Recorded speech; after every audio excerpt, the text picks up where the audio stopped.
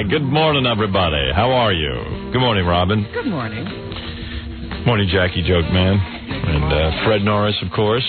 All right, I'm going to take a break. I'm not going to start talking right here, Robin, because if I do, then we'll be off schedule. So let me take a break. We have a very, very busy morning. I'll tell you all the details right after these words. You're listening to a man who is so small, he couldn't break a Cheerio. Howard Stern.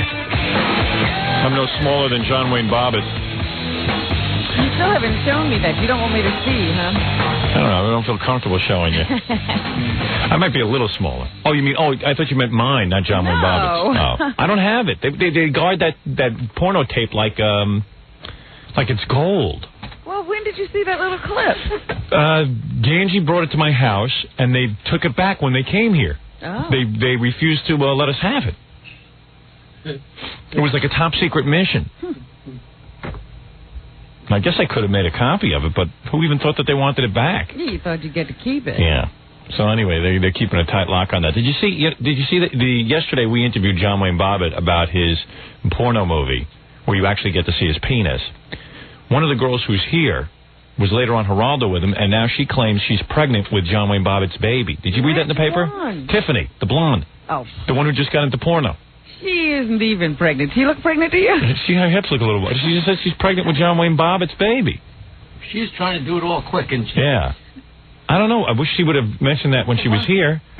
She claimed that they didn't even have that much of a thing going. Well, they practice or something. I don't know what the hell that she was. made it sound like she just warmed him up in the shower, and no kind of... No. They had intercourse. Oh, well, they had real intercourse on the set of the film. She says it happened offset.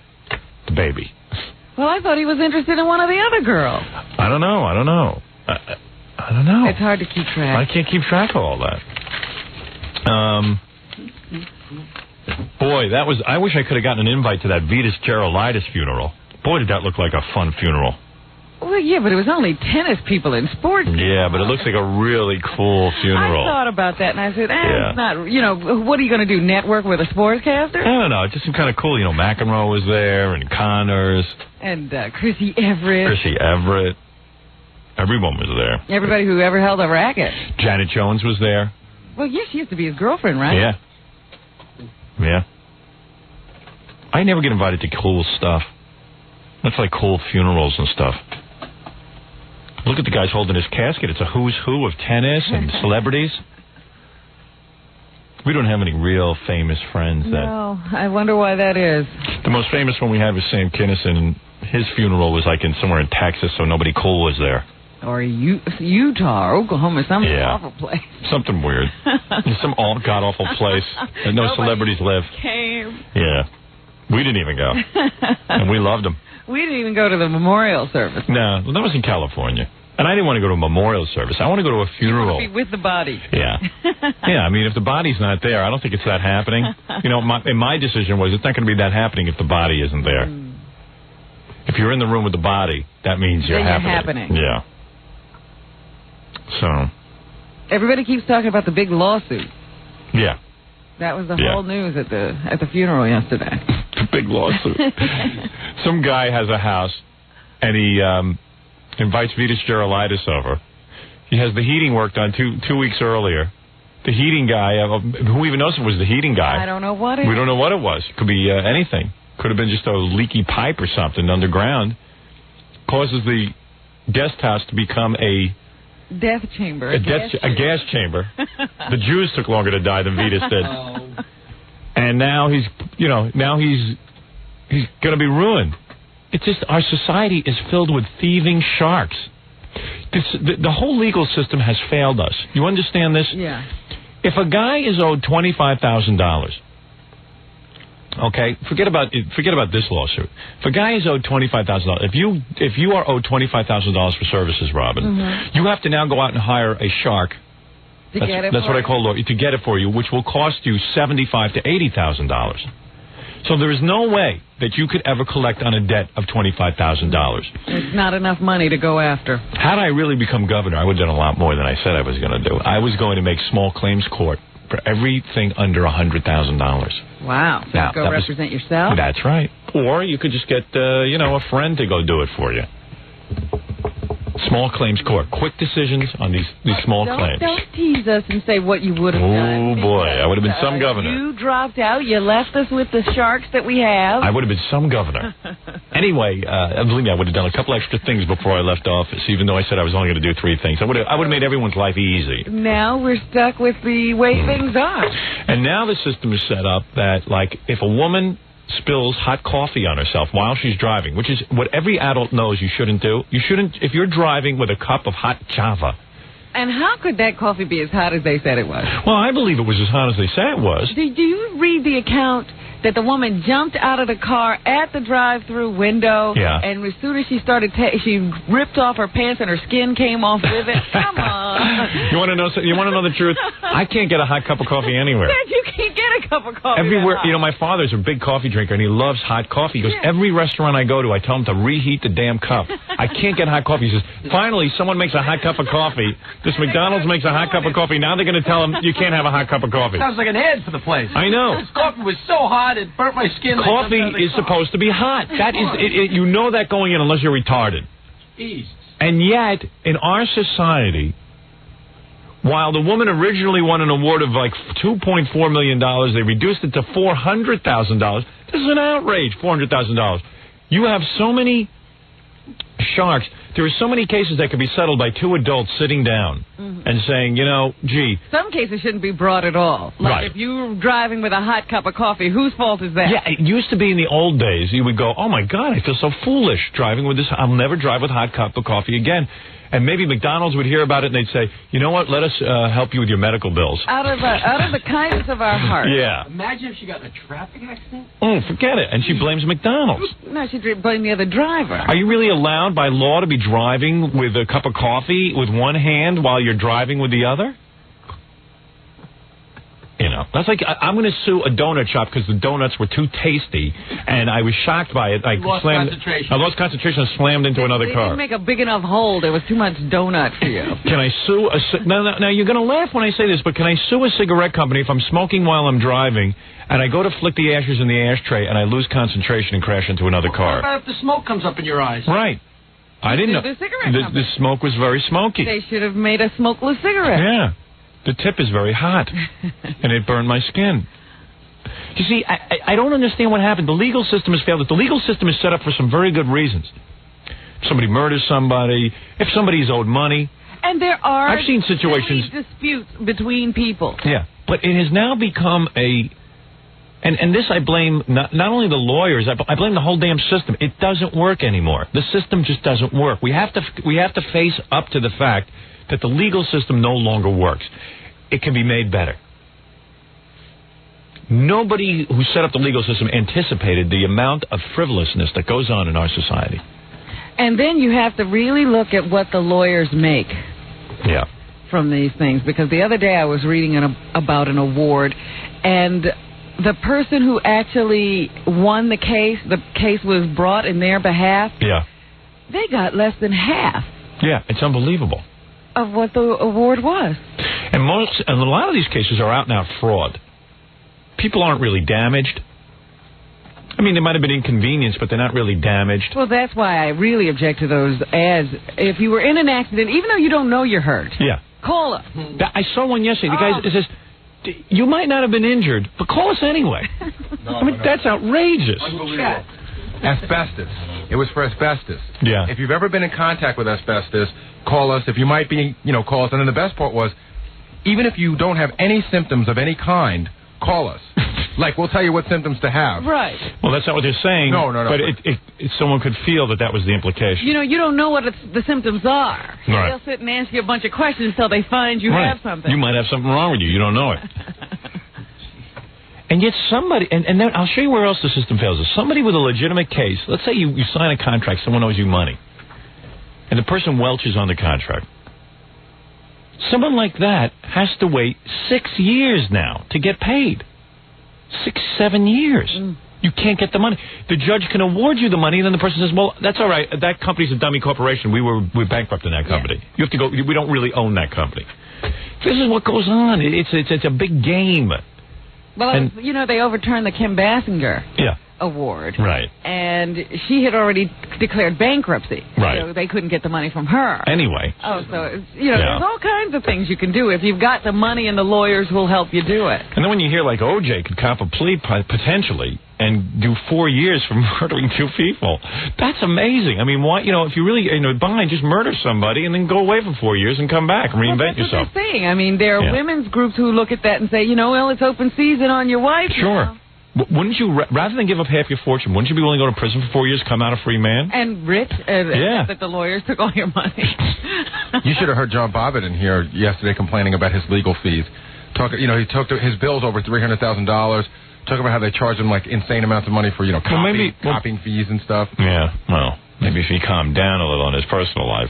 Yeah, he wouldn't need so much legal representation. I think he was talking about from the first case. Oh, I see. I don't even think he started paying for those other cases yet. Yeah, no, I can imagine. And he's got to stop getting people pregnant. What is wrong? Doesn't he know? If somebody could sit him down. Did you read that in the paper? No, but that porno girl who was in here yesterday claims now that she's pregnant with John Wayne's baby. And she sort of insinuated that she couldn't stand him. Is that the one you're talking about? I don't know. I don't know if it's the same girl. They say Tiffany somebody. Wasn't her name? Tiffany Gold. But Tiffany didn't make it here yesterday, or did she? Yeah. Yeah, that one was Tiffany. Tiffany Lords was here. Crystal Gold wasn't. Yeah, Tiffany Lords. That's the one who says she's pregnant. Not Tiffany Lords. Yeah. No, the other one, Crystal, who was the one that didn't make it, who's the one he liked a lot, who's the blonde. No. Tiffany is the one who says she's pregnant. Her name was Tiffany Gold. No. Crystal Gold. All right. Crystal Gold is the one that he said he got it. You know what? Who cares? Well, there's John Wayne Bobbitt. They're fighting. They're all fighting for his baby. Jeez. The guy doesn't have a dime. Money in the porn business must not be as good as we thought. Didn't you have a bunch of things to tell me about Bafohi? Boy, you're sweating like a dog. I know. Your whole back is all wet. Already? Yeah. Oh, man. I hate that. We have David Lee Roth tickets that we nice haircut. I know, thank you. I was waiting for that. Man, why do you have to cut your hair so short? You look goofy. You got a really big face and big features and big teeth.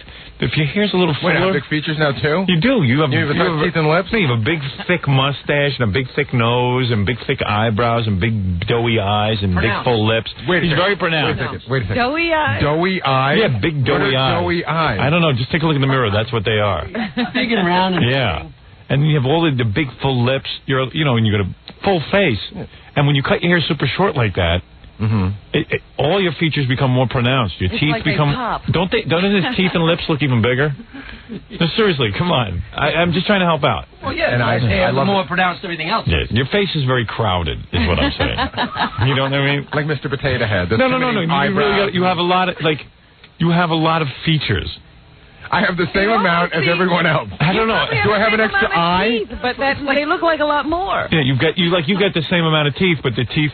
I know I have the same amount of teeth. It's like a piano on the lower half of your mouth. I have seen my X-ray. His face is like the stands at a championship game, and everything's jammed together. Yeah, right. Well, that makes sense. There's a real lot there. That's one of those great analogies.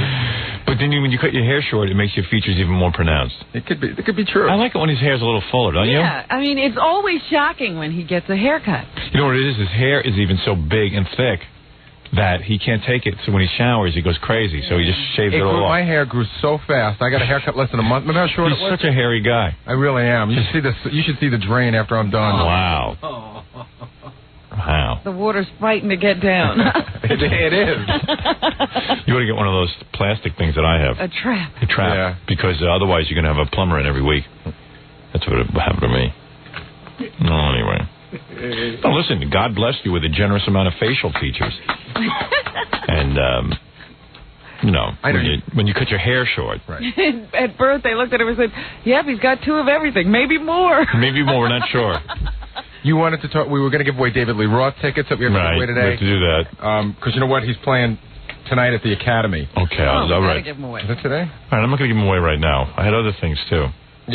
Tomorrow night at the Academy. You wanted to talk about Mary Lou Henner. I know that. Oh, yeah. Okay.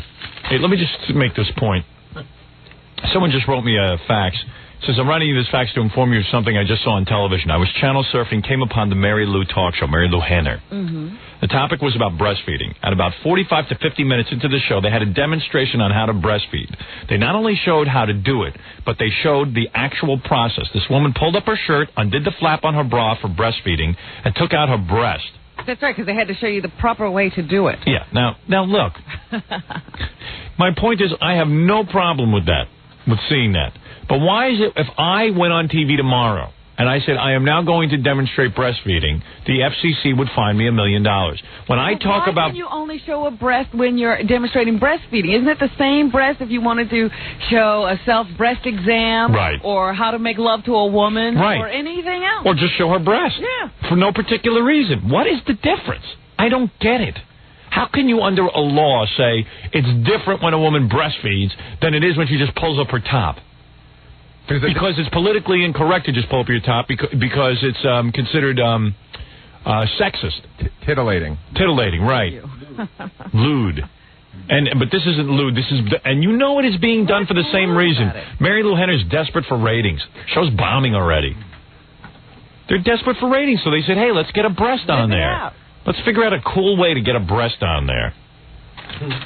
I guess Mary Lou's aren't looking that fine anymore, so they get somebody else. Yeah, why don't she should just pull her top off and show her breast. But if I show a breast, or if I talk about a breast on radio, I am now over almost $2 million in fines. Mm-hmm. Just want to make that point, okay? I know that none of the idiots in the government understand that point. They can't fathom what I'm talking about, nor do they wish to consider it. But it's true. Unbelievable. Today's Mary Lou, pubic braiding. Oh, you know what? Now that you say that, yeah. I saw breast surgery on the Donahue. Oh, yeah, right. He actually had a woman's, they didn't show her head. Breast implants? Yeah, and they showed them actually putting a breast implant in and inflating it. Of course, and then they showed you before and after pictures. Well, not only that, the woman, they didn't do surgery, so the woman was laying there.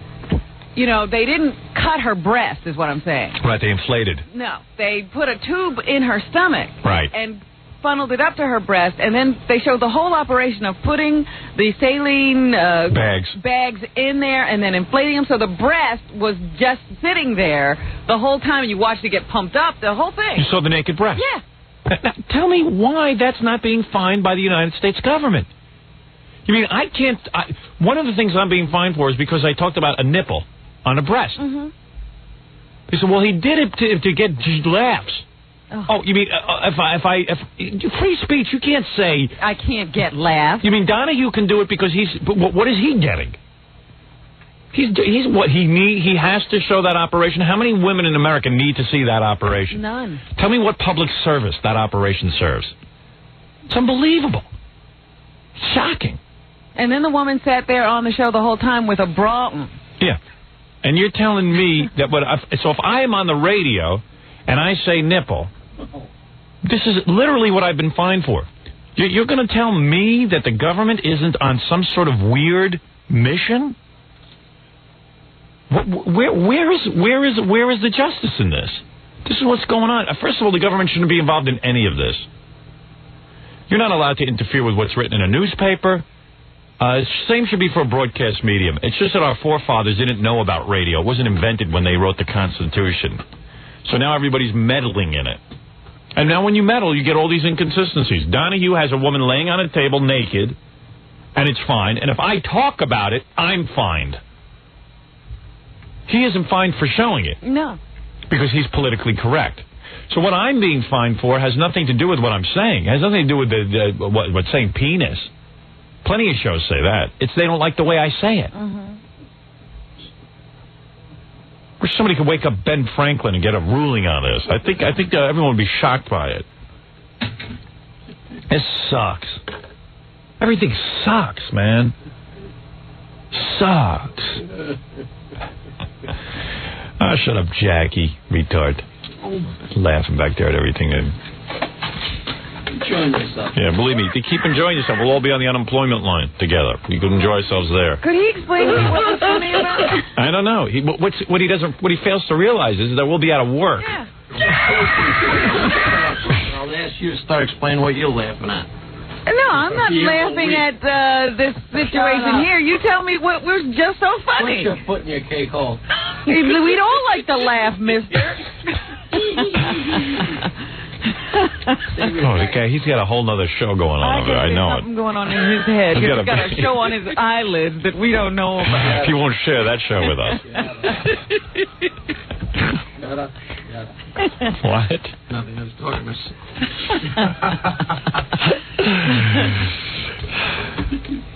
Jackie's given up on just having quick retorts. He just basically just says, shut up, shut up, shut up. Just says it until it works.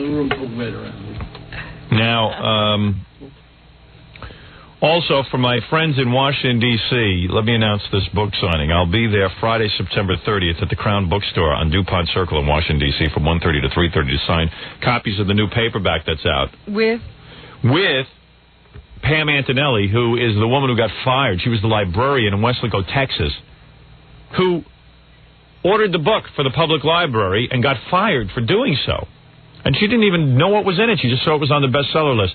This is an outrage. I am going to bring her with me. I'm going to address the Washington Press and whoever else is there and try to bring her story to the attention of the bigwigs, you know, like 60 Minutes and all these other shows that pretend to be on the side of the people.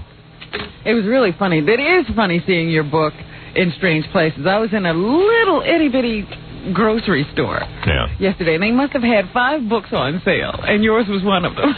Oh, that's cool. Yeah, it was so funny. Yeah, I like the paperback because it can go into, like, weird places like that. Yeah, I mean, they must have had a little cardboard box with 5 books in it. And it was there. Yeah, it was wild. It was just sitting there on the floor. Yeah, I know. That is pretty weird. That is pretty strange. Ooh, look at that. Yeah. My book continues to get banned.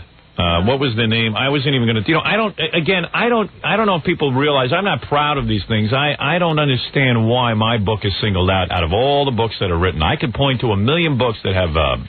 You know what? There is absolutely, really, no sex in your book. No. There really isn't. Well... A couple of lesbians. No, I don't know if I'd say. That's sex. When you think of the pictures that you wanted to put in and you didn't put in, you know, like there was a picture of a woman. I won't even say she was smoking a cigarette. Don't want to talk about it. You didn't put. I mean, it's pretty clean. Yeah. Oh yeah.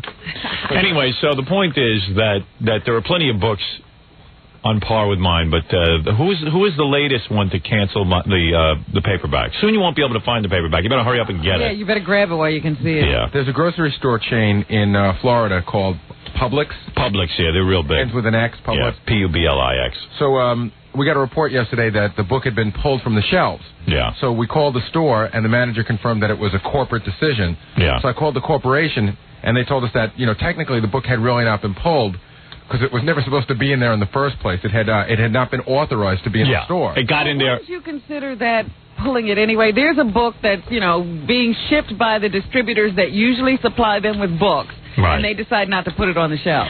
Yeah, well, what are you going to do? I don't even want to talk about it anymore. You want to know something? Because all I do is sound like a victim who whines. And not only that, you give them publicity. Right. I don't want to do that. Bastards. So anyway, I'm going to go out and sign some books in Washington, D.C. And the reason I'm doing it in Washington, D.C. is because this is a librarian who was fired. And somehow I think she should be near the seat of government. And now, I mean, the censorship against you has reached the level of print, which is supposed to be free. Yeah. Right. There you go again. You're right. I'm always right. You're always right. And tell Jackson. All right. All right, listen, let me take a break. And then when we come back, I'm going to take a few phone calls. We have a big show for you today. You're not going to believe this. My 6th grade band is having their reunion today. The Electric Comic Book. Who called for that? You called for it. Right? What time is that happening? 7:30. All right, 7:30 my band will be here. The Electric Comic Book Reunion. The Electric Comic Book Reunion is happening today. Also, wasn't that model supposed to come in? Yeah, she should be here any minute. She might not come in. She might not make it. We'll see. Oh, this black woman who called in the other day who said she was really in love with you. Yeah, and she's a Ford model. And she was going to come in here and show me. She's going to take care of you. Yeah, I want to see this. I can't wait to be taken care of. Also, let me go down my list here. LaToya Jackson will be calling us in a few minutes. She's very excited. She has the number 4 video in the country. All right, who knew that? No. Let me see that. Oh, yeah, that's true. She does. Look at that. Right behind Thumbelina. Wow. Good for her. Yeah, show that family, LaToya. Yeah, there you go, baby. You're doing better than Michael Jackson. And we have a whole bunch of other things for you. Too numerous to mention right now, Robin. Let me take the break, and then I'll tell you all about it when we get back. I don't know. I'm out of it right now. NBC is the way to go. I don't even know what he was talking about. NBC is excited to tell you about their new fall lineup. Tonight, surprising news about what's going on between O.J. Simpson's children. Katie Couric continues her exclusive interview with Arnell and Jason Simpson on Dateline tonight. Then Kate Jackson stars in an NBC world premiere movie mystery. Based on a single mother's true story, she got a job in a public office and uncovered their private secrets. And when her family became their next target, she got even. See Kate Jackson in Justice in a Small Town tonight. And later, it's Jay Leno's final night in Las Vegas, Time Cop's Jean-Claude Van Damme, and soul legend Al Green wind up a historic week on The Tonight Show tonight. I see in the paper today, Jay winning again in the ratings. It looks like it might be the first week he takes from Letterman in over a year. Did you see that, Robin? Leno might take this week from Letterman? No. Yeah, you got another big night in the ratings. Wow. Tell you, man, it's a lot of pressure to have your ratings reported in the paper every day. All right, NBC, there you have the lineup. I don't see how you could take the whole week. You had that. He won Monday night, he lost Tuesday night, and won Wednesday? He won Wednesday big. So, but you never know. Who the hell knows? But he can't be in Vegas every week when he goes back to Los Angeles. Won't they just go down again? Well, I don't know. What are you asking me for? What do I know? You're the king of all media. I never leave the studio. You know, one thing about me, I don't have to leave the studio to get ratings. All these other shows, they have to leave the studio to get ratings. I don't understand why. I never understood why. Like when the Today Show or Good Morning America goes on the road. Listen to this. It's a big deal. It's a big deal. Their ratings skyrocket. In other words, if they do the show from Russia, audiences have to see the show from Russia. It's the same exact show. You realize that now. Because of the O.J. Simpson case, several of the news departments are building scaffolding around the set, around the courthouse. So that they can be there. We're live from the courthouse. So the only reason, or the only thing that you would see different on your TV screen is the backdrop would be the courthouse. Yeah. It would be the same exact show, but yet audiences get excited about it. In fact, Jay Leno show would be from Vegas, but it's the Tonight Show. It's not like it's a different show. It's Jean-Claude Van Damme. I mean, these are the same people who would do the show. I don't understand. They would fly to Los Angeles. Why do you like the show from Vegas and not from Los Angeles? Why not do the show from Vegas all the time if that's what it takes? They like the show from New York. I know. And they like the show from Vegas. They don't like it from Los Angeles. I don't mean to keep harping on this. Let's get off that because there's no answer for people's stupidity. I have to talk again about censorship for just one more second. Okay. Because I have released a new paperback. And now I get a letter from King of all newsletters. You know, Kevin. Yeah. He says that the following memo he claims is from King Supermarkets. I don't know that it is or not because it doesn't say anything, but it doesn't say King Supermarkets on it. He says, there's a large grocery store chain in New Jersey. Sources told him that King's was scared that this memo would be made public. They decided not to put their name or logo on it. Now, listen to this. This makes no sense. My book in hardcover was the #1 book in the country. It was on the top 10 best-selling list for I don't know how many weeks, but a lot of weeks. It was the fastest-selling book in the nation's history, in publishing history. My book was the fastest-selling book. And? So if the book was so acceptable, and now it's being made into a major motion picture, if the book was so acceptable, why then do you get memos like this from, if this is from King's, I don't know if it is or not, please remove this book from your paperback racks and hold it for Hudson County pickup. We do not wish to offend our customers by selling this book. There is something about your face. Yeah, what is this? What is going on exactly? That people find offensive, obviously, because they can't see anything else. You can't read the text of the book looking at the cover. Does the National Enquirer offend the people in that supermarket? No. This is the same one that says, as their children walk by, O.J. Simpson's bloodied bodies, naked this or whatever, I mean, killing, mutilation stories. That doesn't offend. And all my book is a picture of me on the cover. I'm not even nude on this one. It's just my face. Yes, the romance novels that are sitting right next to you have more salacious sex in them.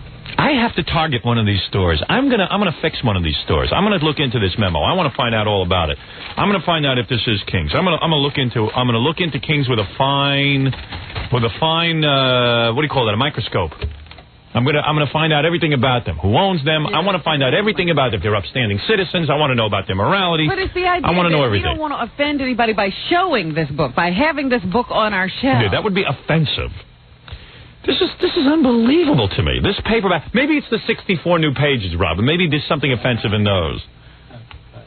Because I keep wondering where the argument is. When they had it in bookstores, like, children might pick it up. Well, that's why I'm going to go sign paperbacks in Washington, D.C. with with the librarian who got fired. Maybe we'll get so protective of children. Yeah, children. How could a child know what's in that book? They're not going to be picking it up. You're with the kids. The kids aren't unsupervised. Mm-hmm. That's nonsense. Maybe Simon & Schuster is using smelly paper. Maybe that's what's offensive about it. Maybe it smells. That I can understand. There's not even quotes on the front. There's not quotes on the front. There is all it says on it is Howard Stern private parts. There's nothing offensive. It says here's what the cover of the paperback says. #1 bestseller. Soon to be a major motion picture. Over 60 new pages. Howard Stern private parts. That's it? That's all that's on, and on the cover is half of my face. I can't find anything that would be offensive. Now, let me read the back to you. Maybe a kid could accidentally see the back cover. All right. The back cover says... Hold on, I have to walk over there. Yeah, because it's smaller. Smaller print. Thank you, Fred. Sorry. The back cover says, Robin... the #1 New York Times bestseller, the biggest book signing in the history of publishing, the #1 radio talk show in America. This is listing who I am. Yeah. On radio, I have over 18 million loyal listeners and more FCC fines than any other program in history. So far, I'm not offended. In television, Howard's new show on E! Entertainment Network reaches 26 million homes. Howard's pay-per-view New Year's Eve special grossed over $27 million in one night. Films. Private Parts will soon be a major motion picture release, and you can enter the contest to win a part as an extra on Howard's movie. See last page of book for details. He's Howard Stern. He's phenomenal. He's letting it all hang out in Private Parts. And then it says the fastest-selling autobiography of all time. Howard Stern is the king of all media. That's it? Now, while that might make you throw up from the hype, you can certainly say there's nothing offensive in there. It wouldn't hurt a child to read it. It certainly didn't hurt my ego. It's offensive on a different level. It's offensive to everyone in show business who sits there and goes, why him, not me? What did I read? Something about, somebody was writing about the poster where you have the girl throwing up, cringing at the prospect of your kiss. Yes. And I guess they were thinking of the back cover when they said, well, your sense of humor is still intact, even though your ego is giving it a run for its money. Is that right? Hey, by the way, for anyone who doubts me about my movie coming out, the New York Post ran a very weird story on me this morning. You know, they have to get my name in the paper at least once a day. That's how you sell papers. If I'm not in it, nobody buys a paper. It says, the Howard Stern movie, they say Stern, screen star, and they find the ugliest picture they can find of me. Yeah. Because no one can believe I'm a screen star when you look at this face. But then again, take a look at Woody Allen's face. Nobody's writing home about that beautiful kisser. The Howard Stern movie is actually happening. The king of all media has been talking and talking about the picture for so many years that some listeners began to doubt it would ever get made. Now, can you imagine... How many years have I been talking about this? Well, the book only came out last year. Yeah, so I haven't been talking about it for years and years. It says, well, after dumping New Line, which wanted him to star as his fart man character, at least they got it right. They know that I dumped New Line. That New Line didn't dump me. After dumping New Line, which wanted him to star as his fart man character, Stern optioned Private Parts, the best-selling story of his hilarious life, to Savoy Pictures. I didn't option it to them. I optioned it to Reicher. Savoy is the distributor. Yeah. Later this month, open casting calls will be held in 6 cities simultaneously for 8 to 11-year-old boys who can play Howard in his formative years. I don't know how this happened to me. Here I finally get to do a movie, and we're auditioning young boys. You know, I want to audition young ladies. You wrote the book? No. Boy, this is a roundabout way to do it. I have 50,000 parts for women, and I'm auditioning young boys. That's why you met with Michael Jackson for advice. No. All right, well, now the truth is out. No, I didn't do that. So, anyway, all of that is really fascinating to me, what goes on in my life. Everyone is really frightened of me.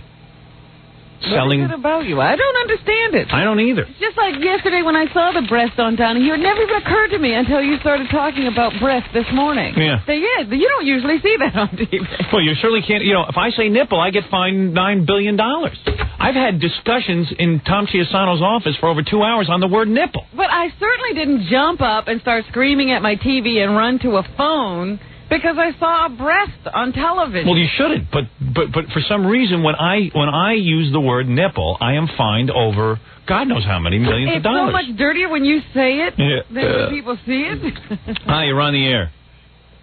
Hello? Hello, you're on the air. Hi. Hi. Is this Howard Stern Show? Yes, it is. This is a bunch of employees from King's Supermarket interested in the little speech that you just had. I'm putting your book on the stands. Well, you're going to put the book on the stand? No, we'd love to. We wish we had the power to do that. Well, I don't know if this memo is from King's. Did you get a hold of this memo? No, actually, I personally have not, but I just heard... Well, according to this fax I got, and I'm not saying it is King's because I don't have... any letterhead or... It is faxed to me from King's. There's something from King's here, so it leads me to believe that this might be true. Right, I would imagine that would be the one from New Jersey. I don't know, but I'm going to find out all about it.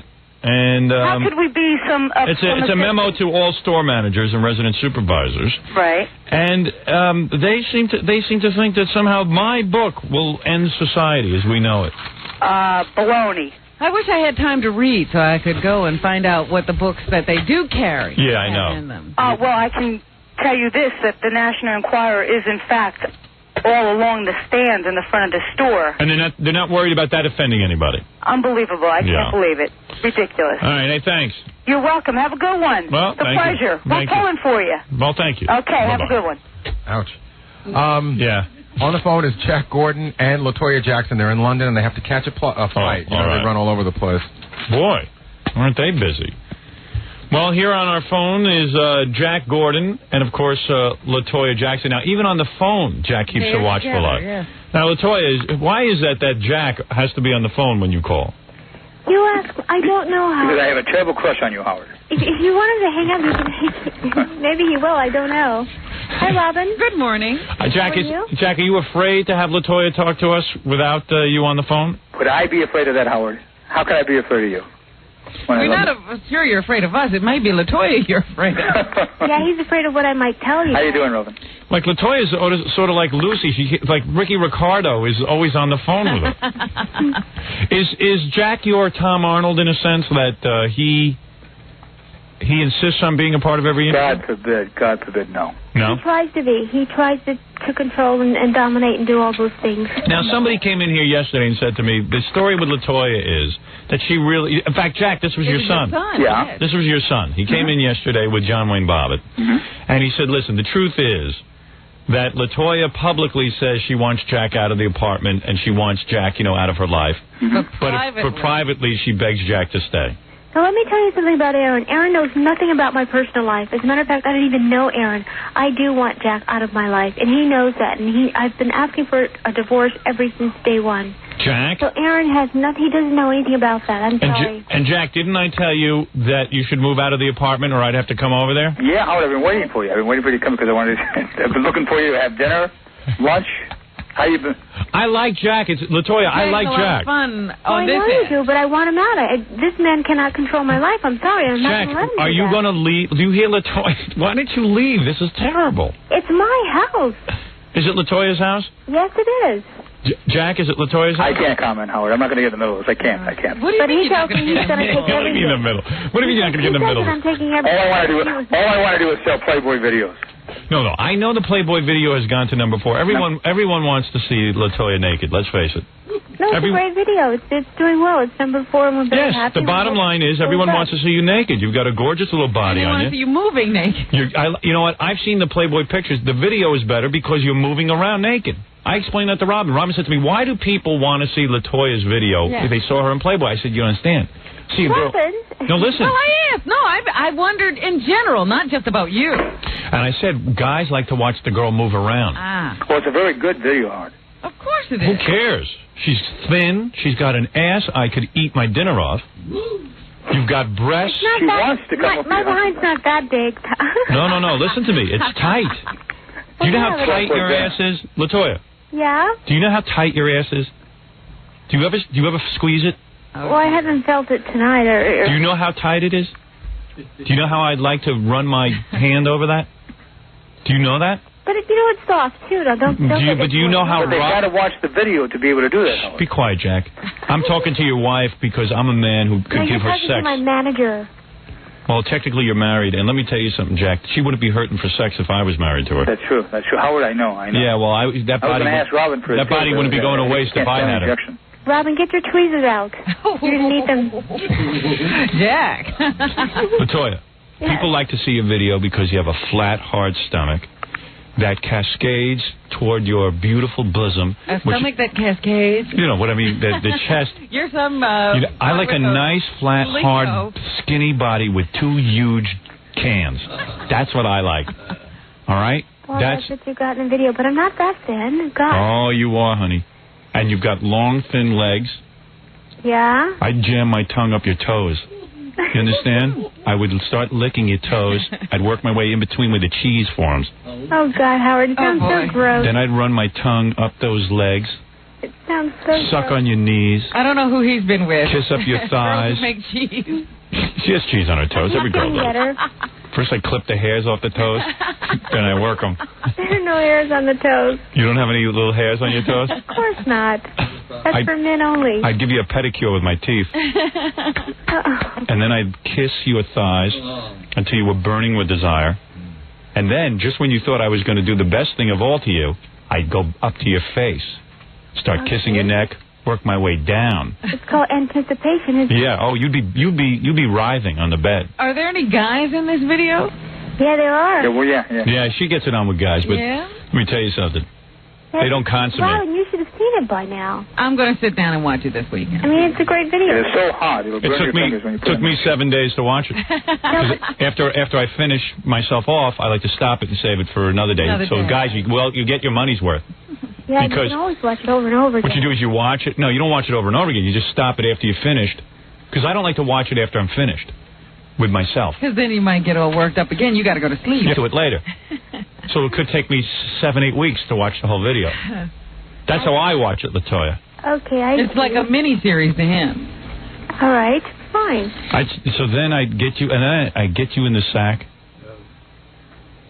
and I'd spend so much time kissing your thighs, the seasons would actually change while I was doing it. We would see winter, summer, spring, fall, all the seasons. I must tell you, I've never experienced anything like that. Yeah, well, you'd be burning. You would be burning. You would be on fire. Of course, Jack never gives you sex. So. Jack would be knocking on the door. Howard? Yeah. I'm not interested in I'll be having dinner with a Chinese broad in a restaurant. Anyway, LaToya, so the video, we are excited for you at being number 4. You guys are in England together. Why are you traveling with this man if you don't want to be with him anymore? No, Howard, why is he traveling with me? I have to be here because I'm working, and I'm leaving here, and I'm going to Spain in about maybe 5 minutes from now. Wait a minute. He's booking his own airfare and following you around? Is that what you're saying? He's here with me. No. He's making sure, you know what he's doing? He's making sure he collects everything. Oh, the money. That's right. He's making sure he collects everything. He doesn't want it in my hands. Jack, this is ridiculous. That's not true. Jack, it's totally an unfair statement. And as far as he's not concerned, Aaron's a nice guy. I like him a lot. He's just like his father. Don't get yourself wrong. How was that Bobbitt thing? You guys call him the innocent Jack Gordon? No. He's just like his dad. However, no, I do want a divorce, and I am getting one. I am getting out. Aaron doesn't know about my personal life, and I have never. Jack, she's accusing you of stalking in a way. I mean, in a sense.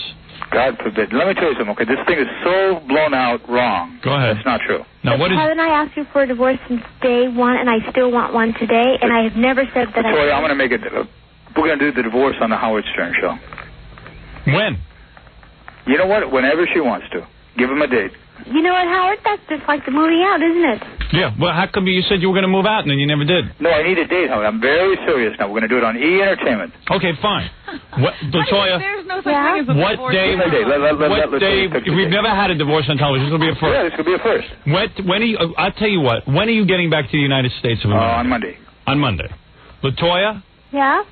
Why not book a lawyer for Wednesday of next week? Can't do it that quick, I don't think. Why? I don't know. Maybe. Why? Let him finish. Are you agreeing to get the divorce? Are you going to contest it? No. All right. LaToya, I am telling you, I can get you out of this next week. You are going to be a free woman. All right, next Wednesday on the Howard Stern show. Who do you want to represent you, LaToya? Do you want Dominic? Yeah, I don't mind having Dominic. Do you want him? If you want him, I'll book him. Jack, are you going to bring a lawyer with you? Or you don't need one? Who, me? Yeah. Oh, yeah. I need one. You need one. Who are you going to Oh, no, he's already told me he's going to take everything. He says, you want to divorce me, lady? I'm taking everything you got. How could she? Is that true, Jack? Are you going to take everything? Those are his words. Do you know how much you've got? LaToya, do you have your own bank account? Would I lie to you? Do you have your own bank account? Yes, I do. But you know what this guy did? He has total control over it. Of your bank account. How does he have... Yes, because he goes up there all the time, and they're so familiar with him that, oh, Mr. Gordon, you know, that kind of thing. Like, but if you walk all the time. On the account? This is very wrong. No, that's not true. I know you don't want me to say publicly, but listen, Howard's asking the questions, and I'm just answering. Let me answer the question. Anytime this girl wants a divorce, we'll do it on your show. She can pick the date, pick the time. I don't think you do that quick by Wednesday, though. I really don't. Because we have things we have to do. But however, Howard, listen carefully. Yeah. On your show for first. That's where it will happen at. I would say take 30 days to do it, though. All right, now listen to me. LaToya is nervous about her finances. Do you hear what she's saying? She's saying that, in other words, you have certain joint accounts. Everyone would be nervous about finances. In other words, LaToya, when you receive payment on the Playboy video, for example, do you receive, let's say, 85% of it, and then Jack will take his 15% as your manager, or whatever percentage he takes? That's the way it's going to be now, Howard, definitely. Okay, but what has been happening in the past? Is that what you're confused about? No, that's what I'm upset about. It was that way in the beginning, and all of a sudden things changed. But first of all, let me say this to you. Because when he got sick, I just let everything go, and that's all I cared about was his health. I didn't care about anything else. Why don't you bring in an accountant? Well, Jack, wait. Let me say this to you. I do much more than just manager. I promote her. Yes. I book her. I do everything. I handle the publicity. There's nothing I don't do. I'm saying, so what is your percentage? Much higher than 15%. It is? Oh, sure. You couldn't do it for 15% higher. 25%, would you say? Yeah, 25%. Legally, it's 15%. All right. So let's say it's 25%, just for the fun of it. Mm-hmm. On the documents, it's 15%. Well, Jack told me it's 105%. He'll tell you anything. 110%. He'll tell you anything. So, LaToya, you're saying the closest you've come to sex with Jack is when Jack picks your pocket. That's close, Howard. That is close. That is close. No, now, Jack, you're saying, look, legally you're entitled to 25%. You're saying that LaToya's saying 15%. No, what I'm saying is that so where is all this money? LaToya, you have enough money to get away from Jack. Do you feel that Jack has any of your money that you need back? Oh, no, he has it. You're saying all your money? He's saying he has all your money. About it. Why would you say a state money? What a terrible thing. Because you know that's true, Jay. LaToya, you know that I love you, but don't do this because that's wrong. That's not a nice thing to do. Well, you're the one who suggested give Howard a call, and this is what Howard Because I want to call Howard, because I like Howard. He likes me. I like Jack. Yeah. I like Howard, too. I like Robin better. Robin. All right, so listen, Jack, in other words, LaToya's nervous that you're going to walk away with all the money. Jack wants to manage me now. You're next, honey. Let me tell you. I'll have you in a film so quick your head would be spinning. No, Jack, you're no match for Robin. Robin will be Jack and Robin will get married. Robin will be naked. Jack will be on the phone saying, "Howard, get me out of here." I know.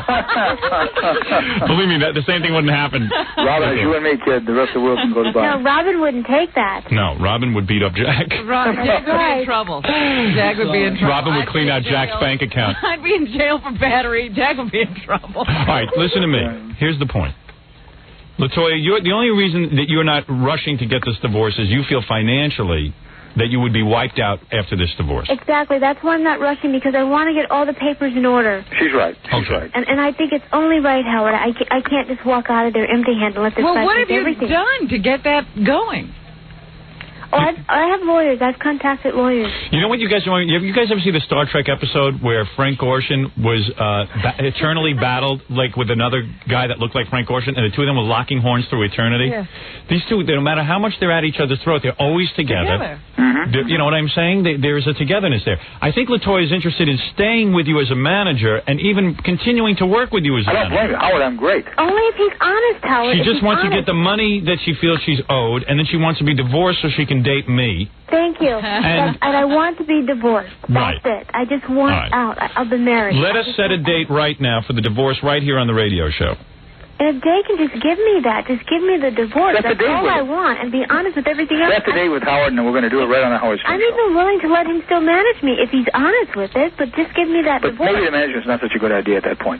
So what we should do is this. Let's discuss the divorce first. Let's do one thing at a time. Do you have any kind of management contract? Oh, yeah. But, however, that could be given up. LaToya, you have a management contract with Jay? I'm sorry, Howard, I didn't hear you. Do you have a management contract with Jack? Yes, but you know what? It no longer exists. We could give it up, Howard. I mean, I think if we give it up, give it all up. And I don't really mind that. See, he's saying that so I can sort of he thinks that I need him. I don't need him. Right. She needs Howard. No, she has her own. She could get other managers. Nobody needs you. Very easy. Jack, at this point, she doesn't need you. That too. He goes, without me, you're nothing. I want you to know that I'm the one who needs you. No, LaToya will always be of interest to people. Than you are. That's right. And I said, well, thank you. I'm glad that you think that. That's fine. I'm glad that you're happy. Jesus, she's trying to make me look bad. Listen, I got to tell you something. Jack, she's saying she doesn't need you to exist. In fact, Aaron told me he doesn't even need you, but that's a whole different story. Yeah, the whole truth is No, Aaron does need him. No. He's guiding Aaron. He's telling Aaron every move to make. First of all, let me say this to you, okay? Yeah. I manage well. I guide well. Anyone with me is on the front cover of those newspapers every day. I mean, they really are. So I don't need clients. The clients really come to me. Right. At the same time, do I want to manage and marry? I don't want to be married either. So we have a mutual understanding. At the same time, we have to plan this for a month. Be married, but I don't want to be married. But if LaToya sets the date, yes, I'll do it. We can't do it in 3 days. I mean, there's no way in the world. You could do it within 30. Listen, Jack, what you're saying is, look, you're a good manager. You've done not good, Howard. Phenomenal. Great. You've done well by LaToya, but she's tired of the relationship. So they'll be done with it. That's all. That's you all. won't answer my question. Who are Jack's other clients? What's the difference? John Bobbitt. John Wayne Bobbitt. Look what he's done for him. Guy has his penis back, doesn't he? Nothing before. He's on the front cover of every magazine in the country. He certainly is. He really is, Howard. He is. And he's making money, and he's doing very well. I had him here yesterday. Oh, yeah. How was he on the show? Fantastic. Yeah. He mumbled through the whole thing. He's not a bad kid. He's a very nice kid. All right, now listen, you two. Set the date, LaToya, right now for the big show when you're divorced right here on the air. Set it, LaToya. What do we need about, 30 days. 30 days? Yeah. Maybe 35 days from now, Howard. 35 days. Gary, what is 35 days from today's date? Gary, you got to be my best man at me and Robin's wedding. By the way, Dominic said in all seriousness, he would come into the studio and do it like that. He would. Yep. It's an easy ask one. Dominic how many days it takes. Can Dominic do it like that? Yes.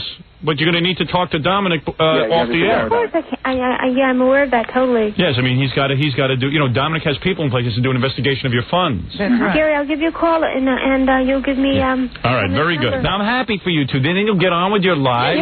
Both want the divorce. True. And that'll be the end of it. October 28th. It's a new year. And then LaToya will be free to date me.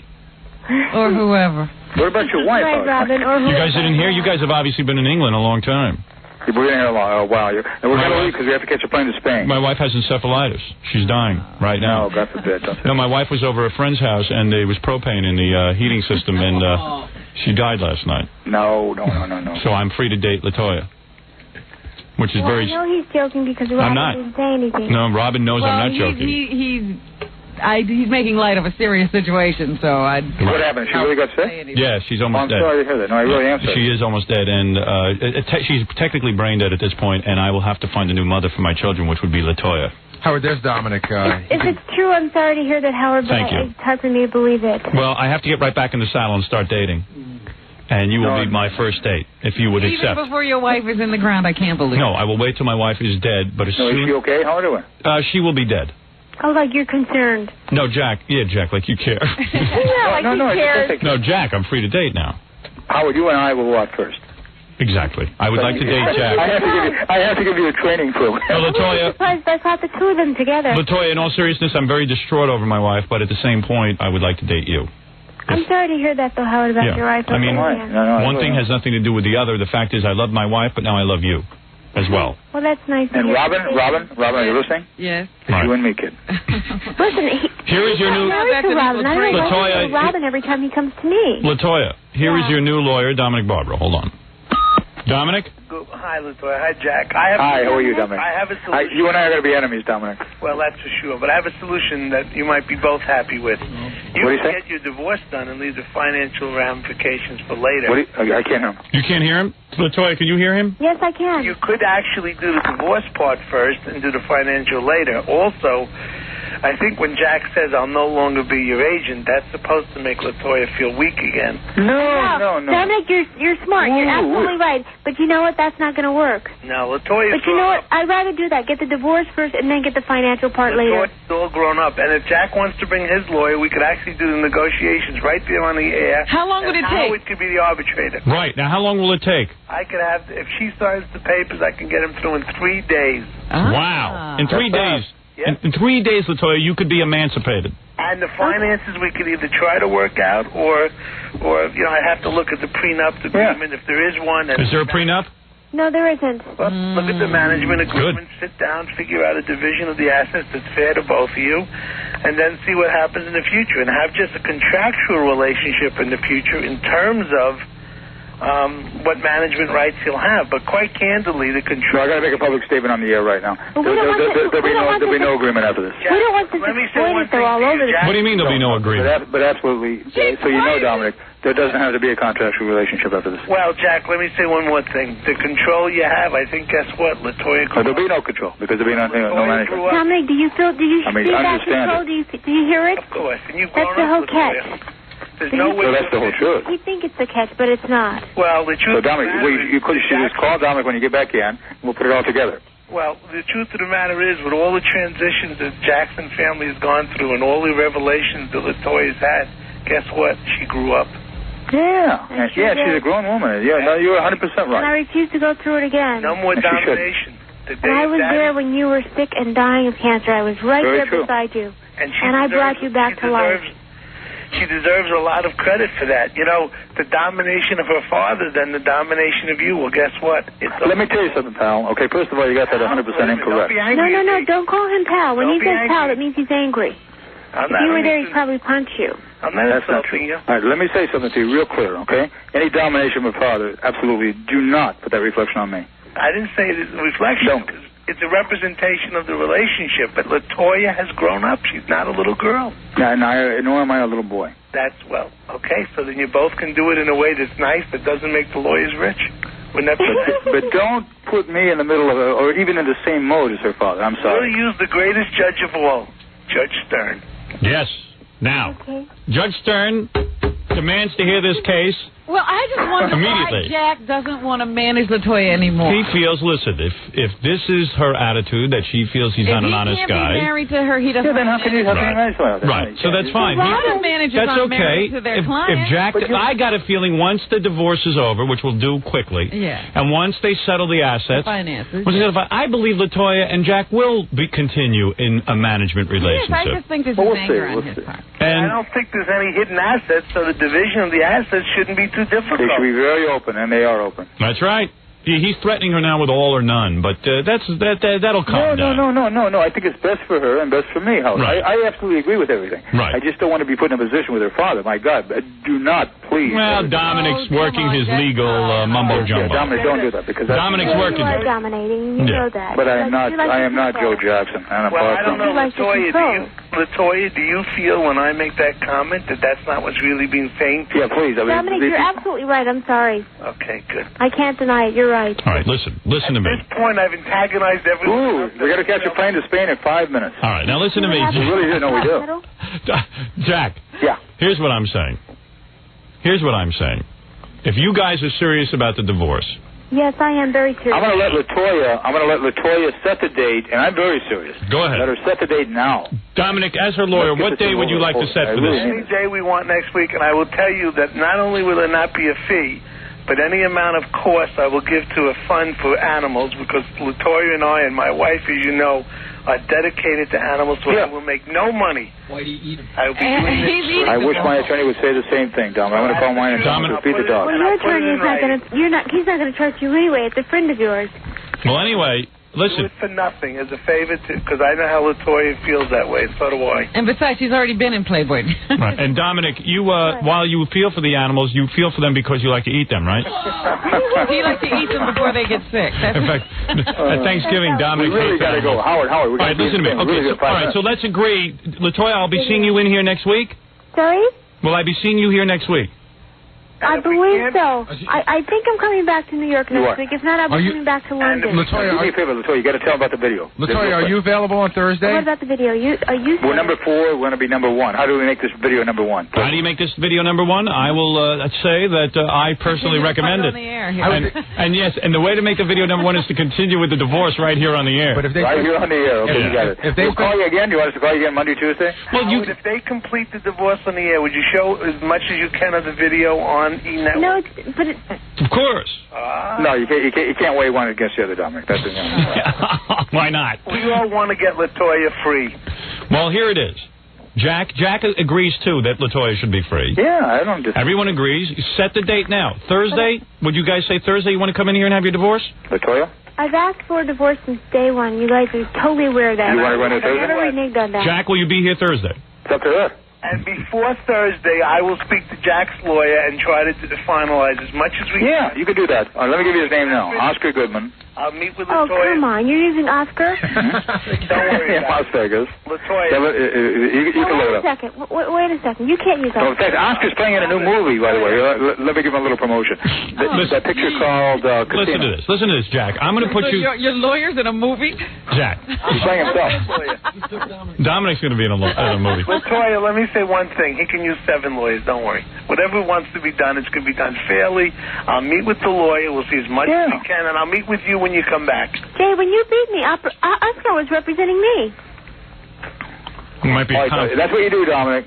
I'll meet with LaToya alone. LaToya, you want to meet with Dominic? And then we'll meet, and then I'll call his lawyer, and we'll see how much we can finalize. All right, okay. So what you got to do, LaToya, when you get to town, is call Dominic. You should call him before you get to town. I'll meet with my New York office, and we'll do it in a way that's fair and reasonable. And what's Dominic's last name? Barbara. Okay, that'll be through you, Gary. I have to get the number through you because I know he doesn't want to hear. All right, everybody hold on. Everyone hold on right now. LaToya, you can get Dominic's number. Jack, you get your legal guy. Dominic and the 2 lawyers will talk. And then Dominic, I want you to know, Oscar's incredible. Oh, please. Well, you're talking to... scare Dominic. You're talking to the bloated attorney, I hear. Oscar's incredible, but that's all I want is a divorce. If that's all I want out. Well, he's telling you he can get you a divorce in 3 days. We're going to make it happen this time. Well, let's see if we can do it in a way without it getting excited and making the lawyers rich and everyone comes out. Yeah, try to, downplay it. No, I agree with you. Are you on the air still? Know. Yes. Now, listen. We're still on the air.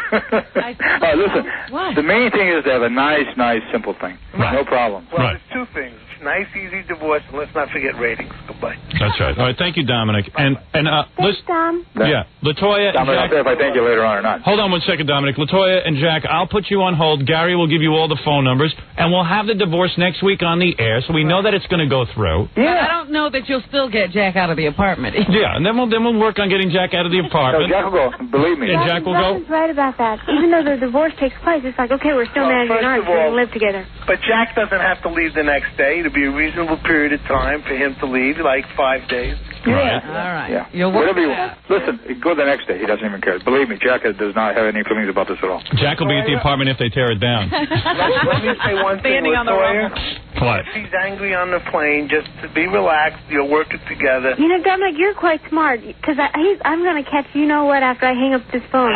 That is not true. I am going to really catch Jack, be a gentleman. I have my Uncle Simon with him. That's right, so he can help him beat me. I got my Uncle Simon who can manage it. Uncle Simon is there as well? Huh? Let me talk to Uncle Simon. He's not here yet. He's in another suite. Well, LaToya, quickly, I will get you the numbers now. You and Jack will have the divorce here next week, and then there'll be a division of the assets, and then you and Jack can work out whatever management or agreement you want. Okay, that's fine. All right? Okay, great. And congratulations on the video being number 4. We'll see you next week. Number 4, Howard. Let's make it number 1, though. Go to 1. All right. Very good, Jack. And very good, LaToya. And you can do it, Howard. Thanks a lot. All right, and thank you, Dominic. See you later. All right. Thanks, Dominic. Hold on, guys. All right. Bye, Robin. Bye-bye. Bye-bye, LaToya. All right, now that I've settled that. Isn't it amazing? What is going on? What is going on in this world? Yeah, I'd love to be there for a day or two just to see the dynamics of everything that goes on. Every time we get a peek into those two, into the lifestyle of those two, it's amazing. It really does remind me of that Star Trek. They had Frank Gorshin. He was in black and white. Yeah. The left side of him was black, the right side of him was white, and then there was another Frank Gorshin where the right side was black and the left side was white. And they used to fight with each other. Right. You know, to prove how stupid it is about race and all that. And they would eternally lock horns for eternity. Forever. Never, ever see eye to eye on anything. And that's Jack and LaToya. But they had to have each other. Yeah. Because I'm sitting here the whole time you're talking about a divorce, and I'm like, Jack's still not going to move out of the apartment. Yeah. He won't leave. We'll see those two in here. Yeah. And LaToya has... get him closer to a separation. And for those of you who don't know, LaToya's completely naked running around in that Playboy video. Is she? Oh, yeah. Ooh. I have a copy of it. I got to Yeah, she's got a good little body on her. See what's going on in there. Yeah. Ooh. Nice light-skinned girl, too. I don't think she bleached herself. I think that's her natural color. No, that is her. I've seen her pictures of her as a young girl. They prove that she was light-skinned. Thin waist. Thin waist. Big hooters. Oof. Giant hooters. What God didn't give her, science helped. And let me tell you. She claims that she didn't do that. Really? It's amazing. So. I'm going to have to check those out. All right, let me take a break. And your bandmates are here. Forget everything else. Time for the reunion? What an exciting show. Things are working out very well. We've got the big reunion happening next. My 6th grade band, Electric Comic Book, is here. The guys are legendary. Legendary. I will play the original recording when we get back. When we get back, right after these words. Here, Robin just gave me another one of these. We've been reading them all morning. Food Emporium Westchester book. The book is on the list, but not on the shelf. All others listed are on the shelf. In other words, they have the bestseller list. The bestseller listings there. My paperback at Food Emporium is not being sold. All other books on the list are being sold.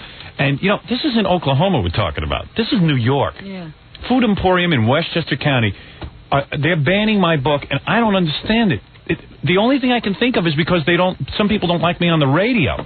But why would you ban a book? Why are they banning my book? And you know what? You just made a point during the commercial, Robin. These are all the jerks that we went to high school with and stuff. These are people who had long hair and were fighting the establishment and, carrying on. And now they're more conservative than our parents. My parents are more liberal than this. My parents would sell this book. It's unbelievable. Anyway, I got the guys here from the Electric Comic Book. All this censorship makes you want to sing. Yeah. I don't know why people are so afraid of this paperback. It must be the 60 new pages. Maybe that's what it is. Well, you'd think that after, it's the paperback. It's not the initial installment of the book. Everybody would have calmed down. Yeah, I know. The book was #1, was accepted by the country. It's being made into a motion picture. Nobody ran out of their home screaming after reading it. Children have not changed.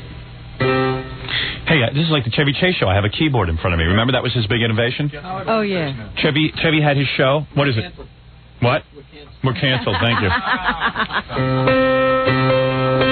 Just like Chevy. But didn't he have like one of those samplers so he could have sound effects or something in his? Yeah, he had a lot of time to work those. He wasn't too nervous. Chevy Chase goes, well, my talk show is going to be different from Letterman and Leno because, well, it's going to be funnier. And they go, oh, it's going to be funnier? Well, how so? Well, for example, I'll have like a keyboard where I could just turn and start playing with the band. Oh, well, that's pretty funny. That's something people have been dying to see. Yeah. Turned out his talk show was different than Letterman and Leno because his failed and theirs succeeded. Yeah. And why don't we bring in the Electric Comic Book members, my old buddies from 6th grade, Robert Carger. Now, let me ask you something before they get in here. What did you guys look like? Were you a conservative band? Were you the kind of band that dressed up in suits? Well, for our professional gigs, we wore suits. And you had short hair, long hair? Yeah. Well, I'll tell you what happened. Come on in, guys. There's Robert Carger, who now sports a beard. And Jerry Dickowitz, our drummer. Hey, Robert. How you doing? Hey, Jerry. Hey, guys. Take a seat. Relax. These two guys still as good looking as ever. That's what I love about them. They haven't changed. Which seat did Van Damme sit in? That's the one. That's Van Damme's seat. All right. You know, I noticed something on the E! show that when... for some reason, those two microphones, you can't hear the guests that good. They almost sound like they're off mic. But he's right. Just say something, Robert. Hello. Oh, okay. Do I sound like you? Yeah, now you sound good. Right on it. Anyway, hi, Robin. These two guys grew up with me. Robert Carger and Jerry Dickowitz were not only good friends of mine when we were growing up. We were the best of friends. And they were two that moved away from you, right? Well, I moved away from you. Yes, everybody moved away. So I couldn't drive the car. But it had nothing to do with Howard. Yeah. We just moved. They moved. Everyone moved. All the white people. And understand something. In theory, it's great to say you want to live with black people. In reality, white people and black people can't live together. Oh, please. Boy, is he a bigot. Didn't you used to... Am I a bigot? You're the guy who moved away. I stayed. I moved away because of you. Oh, did you really? No. Didn't you get your ass kicked a lot in Roosevelt? Once. Once? Yeah, Jackie, by some Irish guy, too. Was it an Irish guy? Wasn't even a black guy? No, it was a white guy. He kicked my head. He slammed my head. Then why did you leave Roosevelt? No, because the folks moved. You know. That's right. You wanted to stay. I had no choice. That's right. To stay. Right. And Jerry Dickowitz, of course, moved away. Everyone moved away. I was the one white kid left. But do you remember, I used to beat you up a little bit, too. Oh, I used to beat you up, too. I recall having fights with you. I didn't beat anybody up. No, you got beat up. I recall being on your front lawn when we first discovered whoopee cushions. We went to the Husserls 5 and 10 in Roosevelt, and we bought every whoopee cushion in the place for 25 cents each. And then what we would do is we would slam our ass down onto them and explode them. Then I took my whoopee cushion over to where my father was. I hid it underneath where his newspapers were. My father used to leave newspapers on his chair. Right. My father sat down and... You know, he heard that, and he goes, "What the hell is this?" And he just chased me out of the house. He was going to beat the crap out of me. Ooh. Hey, so you guys were saying when you heard me play the tapes of my father on the air. Yes. See, I've never discussed this with you. You guys were saying outside to Gary that my old man was pretty scary to you guys too. Yeah, he was scary. I would drive to work in the morning, and I of course listen to you because it's like down memory lane when I'm listening to you every morning. Right. And you'd play the tape of your father. And something would go off in my head, hearing your father scream, and I tensed up. I almost hit a car once. Really? Because that's what it was like going to your house. You mean you used to hear my father screaming? Sure. You're kidding me. I'm kidding. I told you not to be stupid, you moron. My God. There it is. Get it off. You actually heard him screaming at Howard? Really? Screamed at everybody. Did he? Man, see, I didn't know that. I didn't know other kids. Screamed at everybody? I thought I was the only one scared of my dad. When did he used to scream at you? We go over and fool around in the basement when we shouldn't be down there and doing things. What the hell are you doing down there? Really? Yeah? Don't do that. So you guys were scared of my dad, too? And your mom. My mom, too, you were scared of? You had some They were very parents. strict people. Weren't they really strict? Yeah, they were very strict. That's why I'm psycho. I'm serious. Like, I used to go over to Robert Carger's house. Oh, and his mom would... I his got mom would a let us have bone to pick milk. with you because I heard you a couple of weeks ago talking about my mom that she was a piece. Yeah, I used to look at your mom. I used to check her out. I'll kick your butt, man. I'm sorry. I used to think about your mom. Oh, you got a picture of her? Lay off my mom. Linda Carter. Very pretty woman. Yeah, she was very beautiful. Yeah, I heard that. Liked her. Yeah, she had a nice body. Yeah. Anyway, so this is Van Damme's seat, remember? That's but right. I was going to say, you really enjoyed going to their houses because it was looser, huh? We would go over Jerry Dickowitz's house. His mom would take us out for egg rolls, and they would let us eat. And then his father once took a pie and put it in my face, and they're kidding around So and they stuff. were playful. They were super loose people. Yeah, his parents were funny. So my mother used to say, "Why are you always at everyone else's house? Why are you always there?" Because I said, "Well, there's no fun going on in my house." My mother would have freaked out if we ate food anywhere in the house. You see, my father was more in line with your father. He was very your strict. father was pretty strict. I didn't know your father that much. No, he would like stay away from us. He was always reading the newspaper like your father. Yeah, but your mom was a lot of fun. Yeah, my mom was great. She was a sweetheart. She was very, very liberal. She still is. She's still alive. Yeah, she was very loose. Yeah. Well, she's not loose. Watch it, will you? Well, not that sexually. So anyway, the point is that growing up, my father was like real strict. I'll take you guys down memory lane before we key up to have the big reunion. Yeah, this will make you play better, I'm sure. I'm sure it will. Not since right where you were. Not since Cream broke up. This is a big deal. A more show you how loose it was in my house. We played down in the basement, and we were awful. And we were so loud, the whole house would shake. My mother would look down and say, "That was wonderful." Yeah, she would. She'd love it. It was, Now, it was the worst music. Did you rehearse at your house? Yeah, we made our recordings at my house because I had the tape recorder. And nobody bothered you about the noise? No, my mother used to get upset about it. They weren't home. We would practice when they weren't home. Yeah, I didn't know my dad yelled at you guys. You used to yell at him. He never yelled at me. He never yelled at you, right? Kick his butt. No, but he never yelled at you, did he? No. No. No, he would yell at you. No, I was just afraid. Oh, he would yell at... I knew he was very strict, and right. I was afraid of him. Really? It was like walking on eggshells. You know something can go wrong at any minute. Yeah, I mean, my mom could go off just because I left a T-shirt on my bed. Yeah, right. Yeah. She could go nuts. She was wild. She could go wild. But I mean, your father just being 6'5" or 6'6", and you're 13 years old. That's like Lurch walking into a room. Right. Yeah, I hear you. And they were also very tense because the neighborhood was going under such tremendous changes. They were very liberal, and they were constantly concerned with what was going on with the civil rights movement and everything. My parents? Yeah. We're 10 years old, and we're trying to enjoy life a little bit, and we were my mother's a little into these incredible situations. Did he have these conversations with you, too? I don't know. No. World problem. No way. I think they were both sexually ready to explode anyway. So I think that's what was going on a lot, too. So here is my dad yelling at me just to refresh everyone's memory and bring the boys back into our childhood. Right. I told you not to be stupid, you moron. Now, hold on a second. Wait, this is... Testing. Hypnosis. 1, 2, now. We are now testing this out for proper modulation. This is my dad relaxing into the microphone. But wait, let me get him where he's yelling at me. There you are. I think this is my dad yells at me while I sing Jelly Beaner. Could play that. Oh, dear. Did he... Because you were so young then. Well, here's my dad yelling a little bit. Hello, Howard. I'd like to ask you a question. How do you feel about religious services and why children should attend them? Oh, got it. Well, you see, well, let's say... It's like you say, don't shout, I said. Let's say. I love that. When you go, let's say, you go, oh, God. Never gave you a chance. No, never gave you a chance. Well, if you want to be religious, I think you should go to it. And also... Go to what? Let's say... You'd be shaking in your pants, too. This was the house. Yeah. I wasn't even there, and I'm scared. Everyone trembled. I knew because I knew what was coming. As soon as I messed up, my father would emasculate me and start yelling at me. Emasculate? You're a child. Meanwhile, I'm 5 years old. He still emasculates. I think I was like 8 years old. My father called up the other night and said, at least tell everyone you were 8 years old. Yeah. Meanwhile, if he calls in, I'm denying to go up and read, you'd have to, you wouldn't know what to say, so you'd learn something there. You learn the Jewish Where's the guy where I really screw up? That's all. It's coming up. Coming up. This was the beginning. Ellen, how do you feel about the new Roosevelt football team? Do you feel that it is a benefit, educational-wise, or does it give the children that attend these games a feeling of belonging? I'd like to have your opinion. Well, I think that the Roosevelt football team is just wonderful, and I think she can do no wrong. They really get thrills out of it. She was scared too. Their own. But my dad wouldn't yell at her. He was serious, but she was serious too, so it was okay. It doesn't matter. You can tell she's on tenterhooks or something. Yeah, oh yeah, she knows. She'd yell back at him. Well, yeah, my sister wouldn't take anything from them. Game being played, and they won 4 games, as I recall, and I think the people are just. I just thrilled with the whole idea. Now, how old is she? She's probably about 12 or 13. You know, it's just funny because she talks like an older woman. Yeah, well, you had to grow up fast in that. Yeah, you did. There was no such thing as being a little kid. Thank you very much. She was married then, too. Yeah. One other question. Do you feel that the United States should remain in the United Nations as a member of the United Nations? Howard? Yes, I really do. Is there any special reason why you feel that they should? Well, there should be peace in all the countries, and we wouldn't want any war. Because we don't want the Japs anymore. I told you not to be stupid, you moron.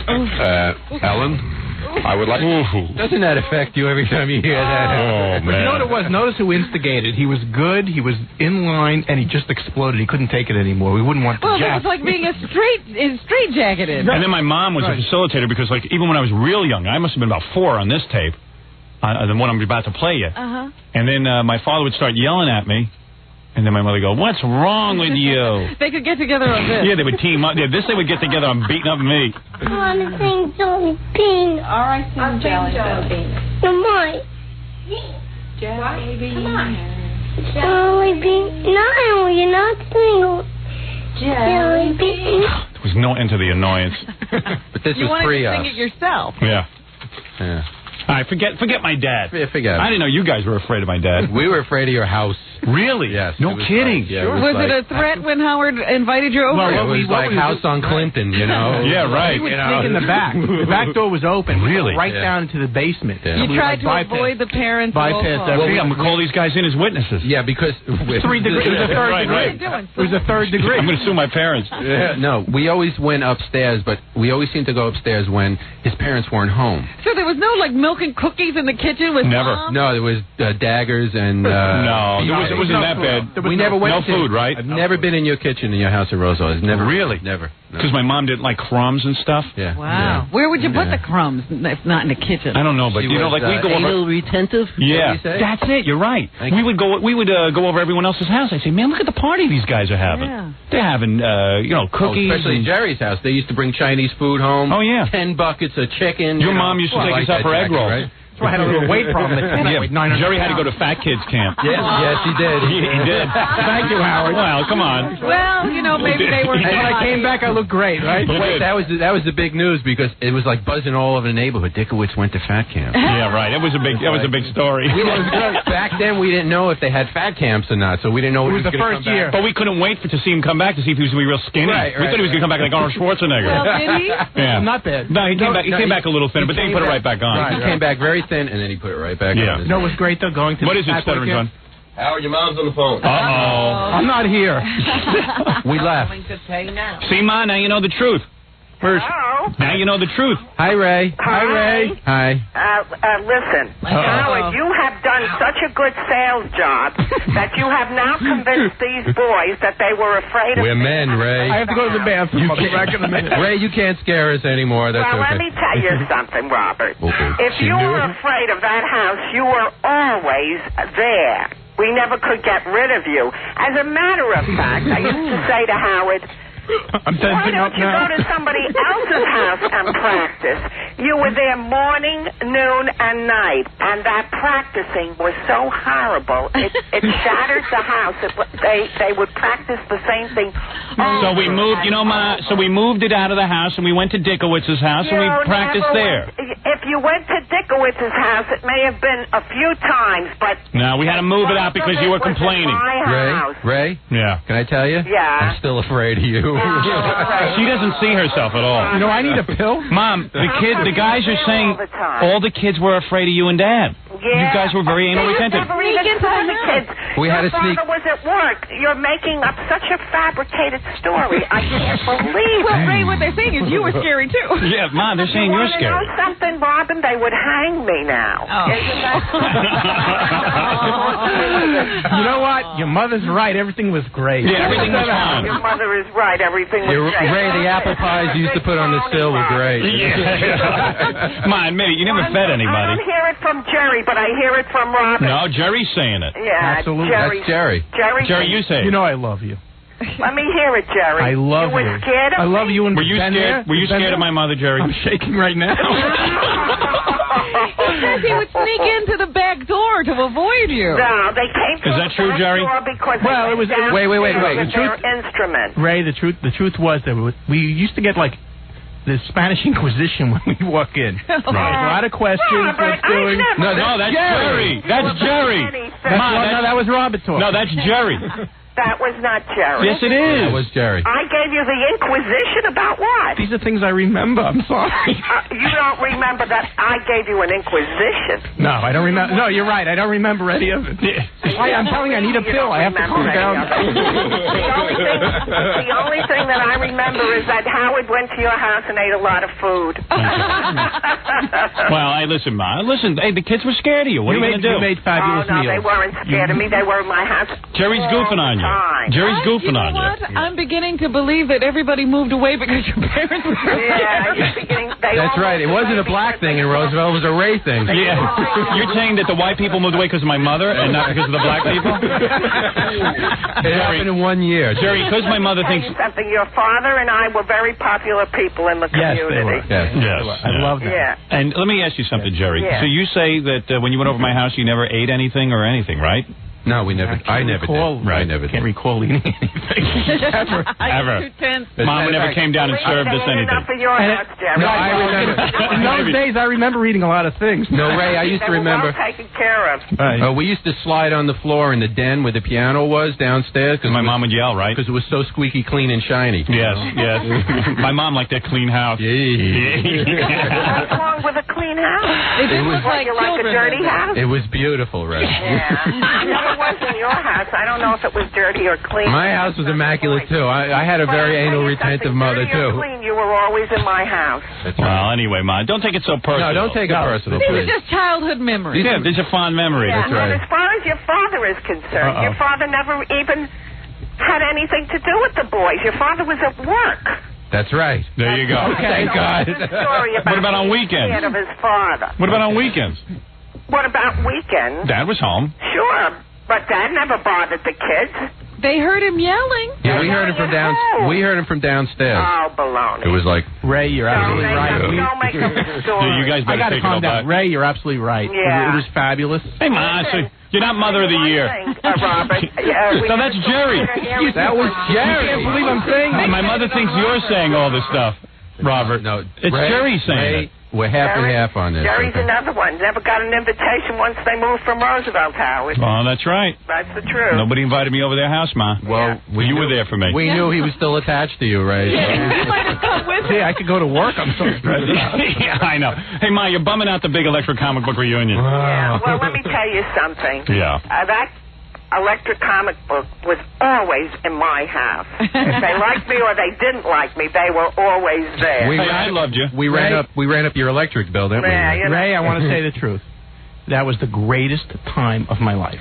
It was. It was, absolutely. It was the greatest time Now, of my this life. is Robert. And you were a part of it. And you were a part of it. I got an invitation to your house. What do you want for? I was 13 years old. What do I know? All right, take it easy. You know, we could Ma? kick a dead horse here. Yeah, you're going to beat a dead horse or what? All right, thank you, Ma. Take care, Ray. In their defense, Say hello to your husband. I will. in their defense, Ray.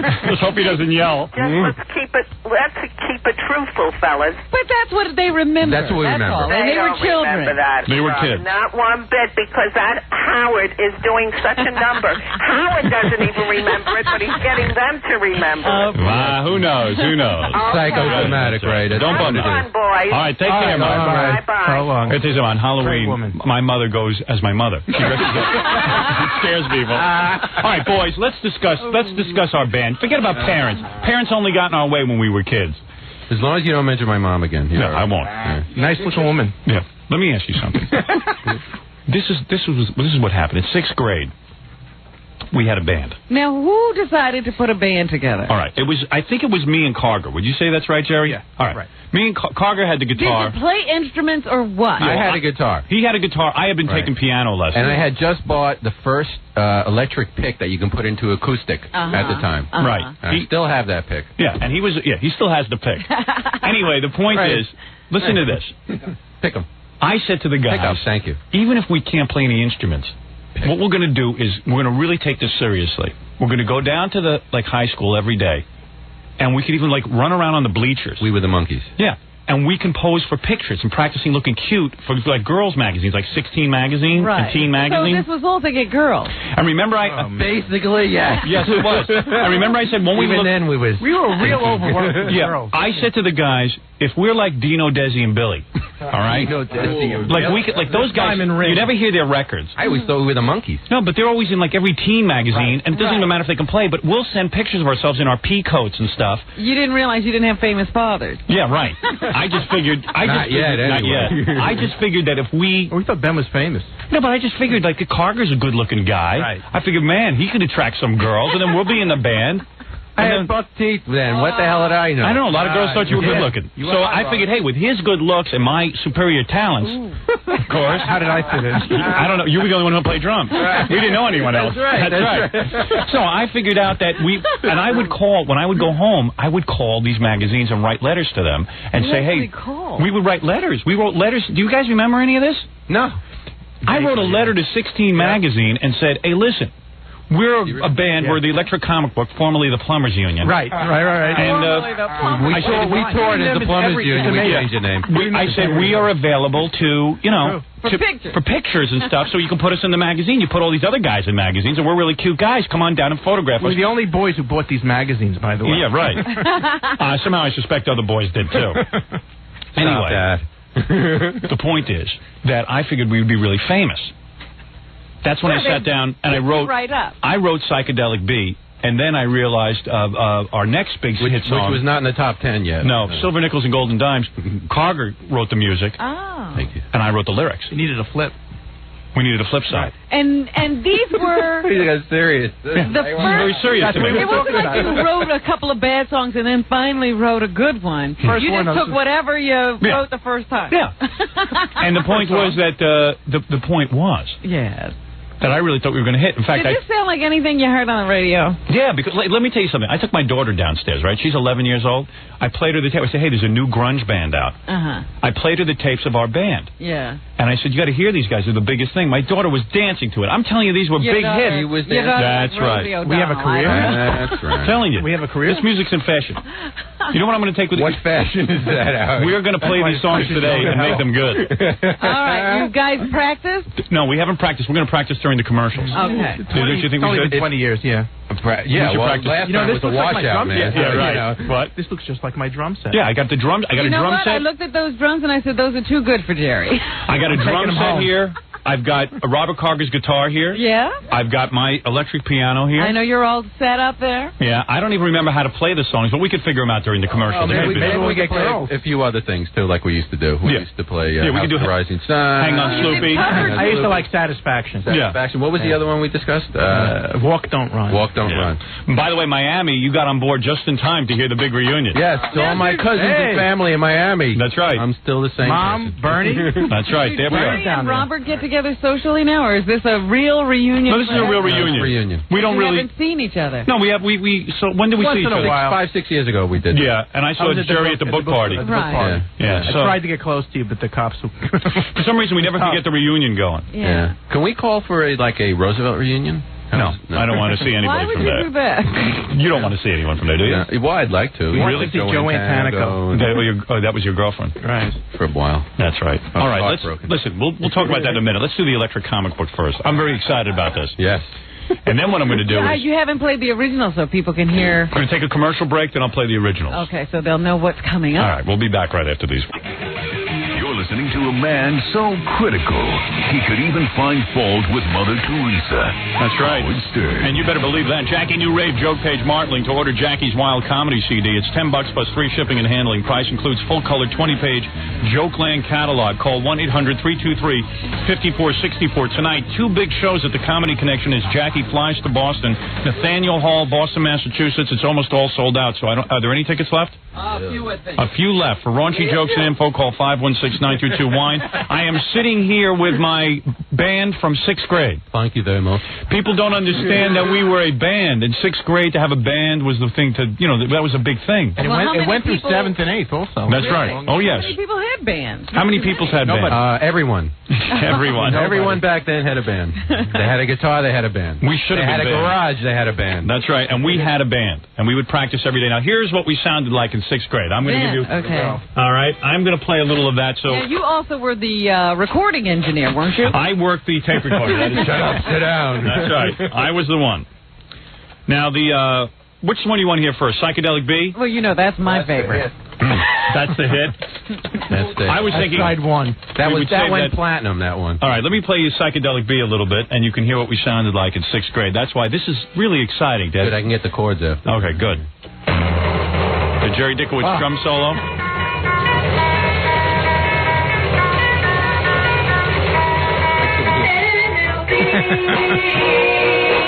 That's great. Now, how old were we here? We were 10? Yeah, 10 years old. 11 years old. 10 or 11. Let's say 10. This is great for 10 years old. I think we're older. It's great for 40, too. Yeah, but people don't understand how good that is. Can you still hit those notes? Oh, I'll sing it much lower, Rob. Between 10 and 40, it's accomplishing nothing. If you come over here and squeeze my crotch, I think I could hit those notes.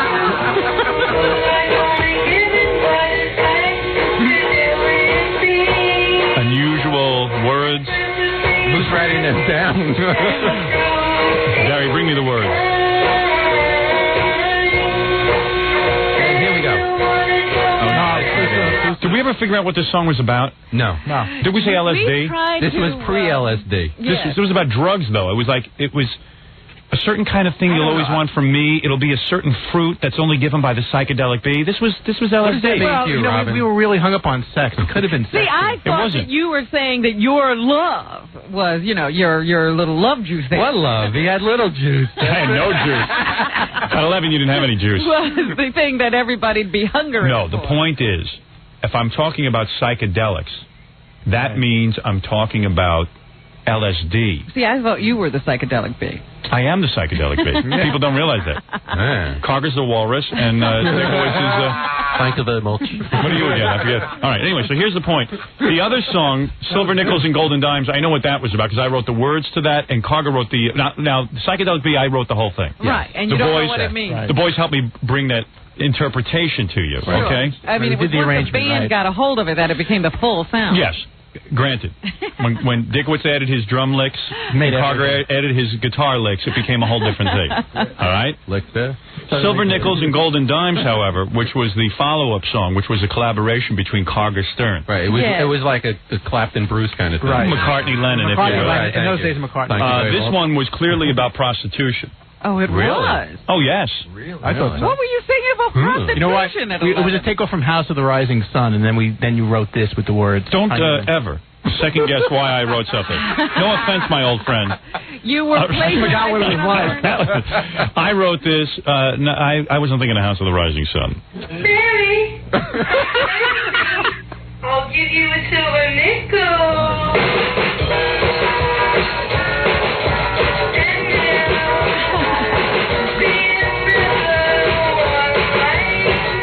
And there'll never be another one like me. Okay? Again. Listen. Wait.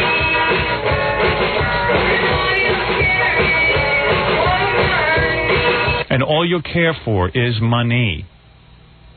Silver nickels and golden dimes, and all you'll hear is devil's chimes, because you take the money, this evil money. You know, those words are great. These are good words. Good words.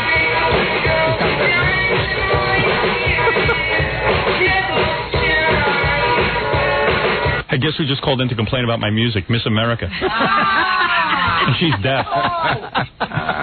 Here comes the big part. And you got to do the drum solo. Yeah. Oh, silver. You got to answer me. No way. Nickel. No way. Silver. Here comes the drum solo. Here it is.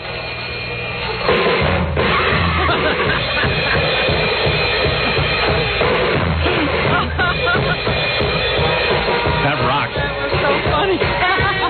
Do you remember that rocks the foundation, man? Do you remember that we used to have to yell at Jerry till he got that right? Remember you got all upset and you wanted to quit the band? I told Jerry that I wasn't going to pick on him because we always pick on Jerry. Yeah, well, we always picked on Jerry over his drum solo. We felt that Jerry really didn't have the drum solo. Jerry was always a millisecond off on the drum. We were perfect. My head I was on. Yeah, we were perfect. The two worst musicians in the world are yelling at the other worst musician in the world. And I know this, and I'm listening to them. Yeah, I remember. You almost quit the band over it. Oh, he was pissed. What else was I going to do? We made him do that one drum solo like 50 times. This till he was a song that he couldn't get right. Yeah, because notice there's no guitar solo. It had to be the drum solo. Because it comes in again. Watch. Notice there's no guitar solo. I hope you got it right for today.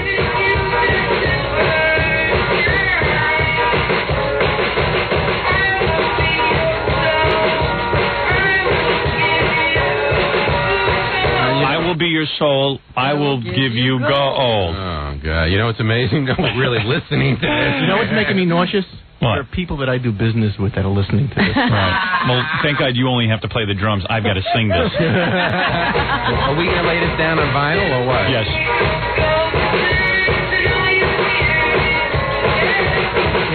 I bet you if I gave this song to the Meat Puppets and they did a good version of it, you would think it was great. I'm telling you, this is a good song. It probably would be great. Right. It doesn't have a bad beat to it. I think you're right. I think the drumming is good. All right, now your drum solo comes up again, just to refresh your memory. This, yeah. Okay.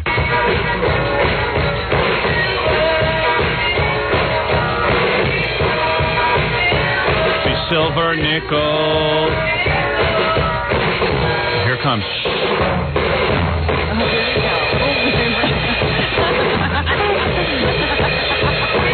Carger's vomiting. Give me a medic, will you? I think I knocked over the bass drum in the middle of it. I bet you we could outsell Stuttering John's noise in a week. That noise he puts out on record. I was going to say, why didn't you give this song to Stuttering John? I don't want him mutilating my music. Good. See, when I say silver, you are supposed to say nickels. All right, so you're going to be able to do that? Nickels. Can you do it? Nip. Or do you want me to have Fred do it? You do it. Come on, this is electric. Okay, good. All right. Yeah, you can't have Fred. And if I say nickel, you say silver.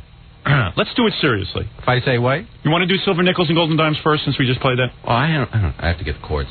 You don't know them? You can't figure them out? I don't know what they are. 23 years. You haven't been practicing knowing this was coming up?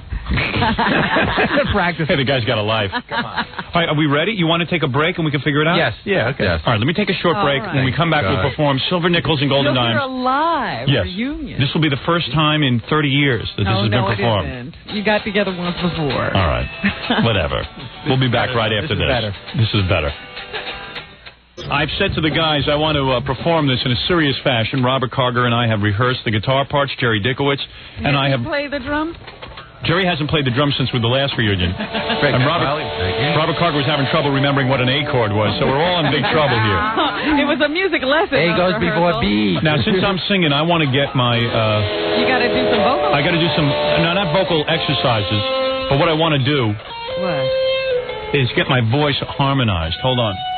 Harmonized? Hello? Put echo on? Hello? Hello? Thank you, Fred. I love you. No mic? Hold on. Wait, how's that? Are you singing? Hello? Hey, Jerry, you're not singing. Put it on. It's on. He never sang? Yes, I did. I don't know how to do this. My voice didn't change. Hello? I thought you were supposed to work this all out in the commercial. What? I said I thought you were supposed to work this all Robin, out. here's my impression of Hendrix. Well, I think he just electrocuted himself. I hope you don't plan to take that on the road. Scott, give me some harmonization on this microphone. You're trying to raise your voice? No. I want to do it in a new style. A new interpretation. Hello? Nothing. All right, Scott, don't worry about it. Nothing? Nothing. Matter, Jackie. We got it. All right, are you ready? I asked Scott for something, but we can't get it. Okay. Hello? Where's my echo? No echo either. No, there's echo. You can't hear it? Hello? Who can hear anyway? Hello? Hey, man. Okay. Hey, man. Elvis. Sorry, guys. I don't like the mix. You're going to have to scream. I really want to do something cool on my voice. What are the chords again? Wait a second. All right, this is the reunion. I might sing through this song. This song, I'm doing a new interpretation of it. It will be. All right, you ready? I started off with my... I have to nickel you to death. Right, here we go. How are you going to play and hold a megaphone? This song doesn't require organ. Psychedelic B does. You noticed in the original track, Who right? could tell what was going on? How did this start? Right. I started. You give them a count? Fred, I'm really distorted here. This is yeah, make it sound better.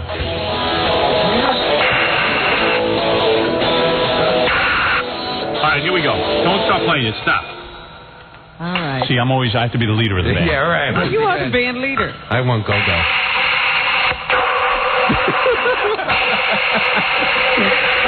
Barry, come play with me. Carger, I'm doing the opening. I'm trying to give an intro. Now he's changing the song. He's changing the song. Changing.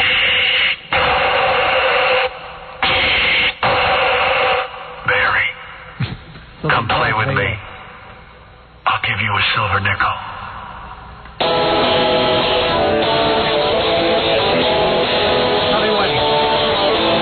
And there'll be another one like me. Too fast, Jack. And all you'll care for is money. Silver nickels and golden dimes, and all you'll hear is devil's chimes. Silver nickel, silver nickel.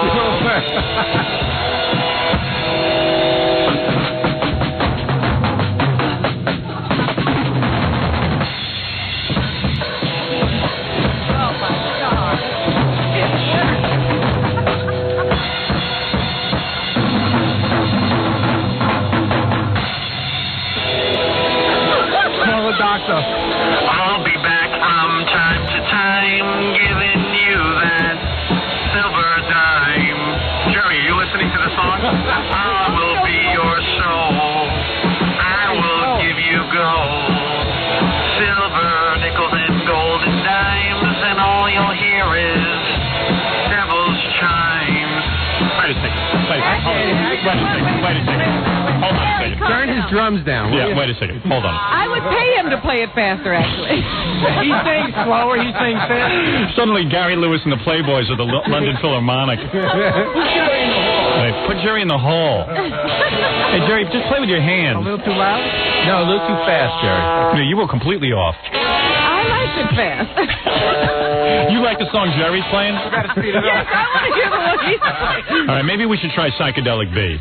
Maybe that will go better. I never heard such a drum solo in my life.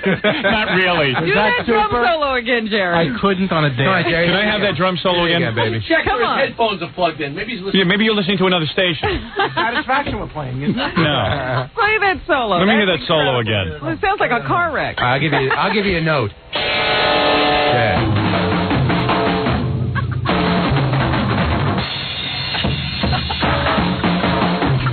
Now you see why I got crazy in the group. That's why I went nuts. Hold it. Can you lower the volume on that? Are you guys I never listening? knew drums could be so funny. See, my music isn't being interpreted properly. That's the problem. What is that? Alley cats playing with cans in an alley have more rhythm. All right, you want to get serious? No, here's how the solo goes. Can I show you how it goes? Yeah. And we can try this again. Hold on, let me just teach you. All right. All right. Because that is a mess. Uh-oh. Here. Hold on, Robin. All right, go ahead. Show him what to do. This will do the trick. Can I sing from here? This is going to be good, yeah. Where's the headphone? Ouch. Take Jerry's headphones. All right, give me the headphone. He's not used to it. Hey, Jerry. Hello? Can you hear me, Robin? Yes. All right, here, give me the chords again. What chord? Whatever ones you just played. do something. Silver nickels and golden dimes, and all you'll hear is devil's chimes. Silver Nickels. Silver Nickels. Silver Dimes.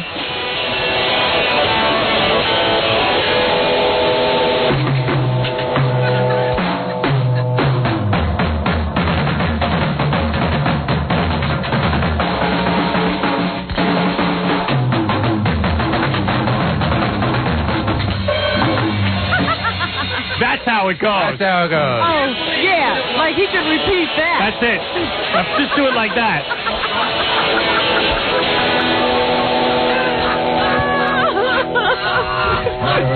I can't get out of it. None of you have an musical This is like being talent. 13 again. This is exactly what would happen. None of you have an My music is being ruined. talent. This is why we're all psycho. All right, I'm not a drummer.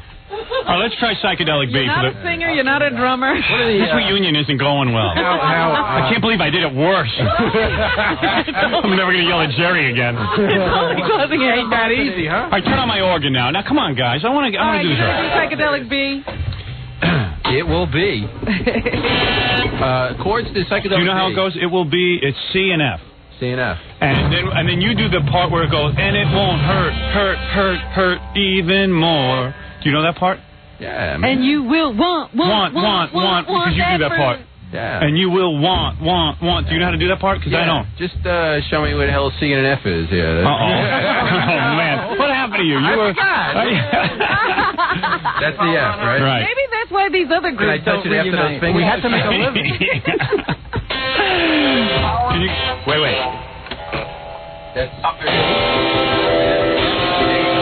All right, Robin, this will go a little better. C and F. Think? Yeah, all right. I was going to throw the guys out of here. Doesn't Dickowitz start this one off? Yes, Dickowitz starts us off. Could you play the original, please? Yes, okay, a little bit for you.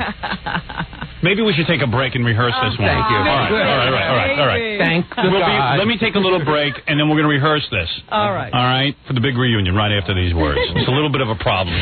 We'll return to the Howard Stern Show. Some of the guys don't know the C and an F chorus. Let's wrap up the Electric Comic Book reunion, and let's do this right. Tired of it? No, let's do it right now. Did you work it out during the commercial? Because it was kind of scary. I had to leave the rehearsal. Well, Carger didn't remember how to play an F, and I had a little trouble with a B flat, so... All right, wait a second. Sounds like you've got it now. All right, you got it now, Robert. Right. Robert Carger, Jerry Dickowitz, Electric Comic Book Reunion. Howard on lead vocal. This is a song I wrote in 6th grade. I must say I wrote the music. Do I have to sing with this? No, you're out of this. You don't want him doing that middle part even? Because I think you do it. I do the whole thing myself, unless you want to jump in. I can hardly remember. Yeah, let me handle this. Okay, all right. Robert was the musician in the group. I was good. He was good. Let me just hear. I don't hear my organ. Then and now. Let's do it then and now. Oh, how come I have no sustain, Fred? Sounds good. Same thing happened the last time. It sounds like Washington Avenue graduation. Okay, I'm ready. You ready? 1. Oh, you want the cheesy organ instead? Yeah, give me the cheesy organ. This is not what I'm looking for. Robin. Robert's ready. Is Jerry ready?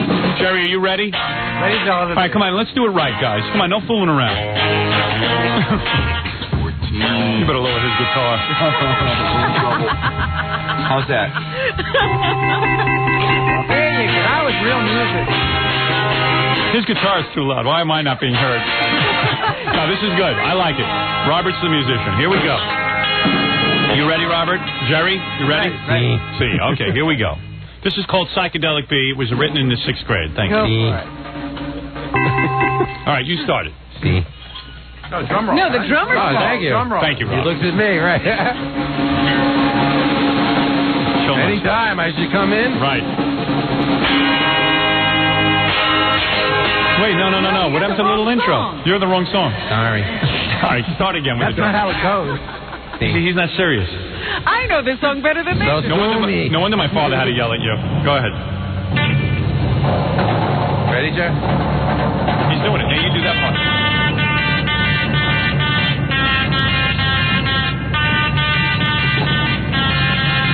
It will be a certain kind of thing that you'll always want from me. What happened? Hold on. Wait a second. All right, this is the end of the reunion. Happy Road here. Howard. Bad. You know, Silver Nichols was better. Hold it a second. His voice was better when he was 10. I think I was playing the wrong way. All right, hold on a second. You're playing the wrong chord. I start off with a B. No, C and then a B flat. C. 1/2. The neck a lot. See, he forgot how to play the chords. C. Go up above that. That's C. Above this is C. And then up 1. And then back. Okay, back down. Hey, baby. All right, now he knows how to play. Hey. Sure? Because you've been You know what it is? I lost the little dot on the. You play the intro part. I'll handle the chords. I got a certain amount of drum rolls in me, baby. You know what? You're looking good in this, Jerry. Jerry's the only one who got it right. All right, let's go. Come on, guys. This is ridiculous. Go ahead, Jerry. Start it all over. Come on, Robert. This is your big chance. Be discovered. Rich and famous. Here you go. There it is. Now you're playing. It will be a certain kind of thing that you'll always want from me. It'll be a certain fruit that's only given by the psychedelic bee. And you'll want it so bad that you'll start to cry. And you'll want that fruit. And you'll need that fruit even more. Come on. Take it seriously.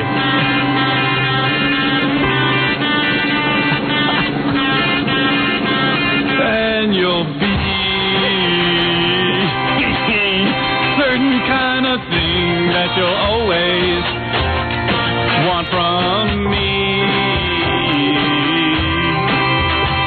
It'll be a certain fruit that's only from the psychedelic bee. Yeah. And you'll need that fruit.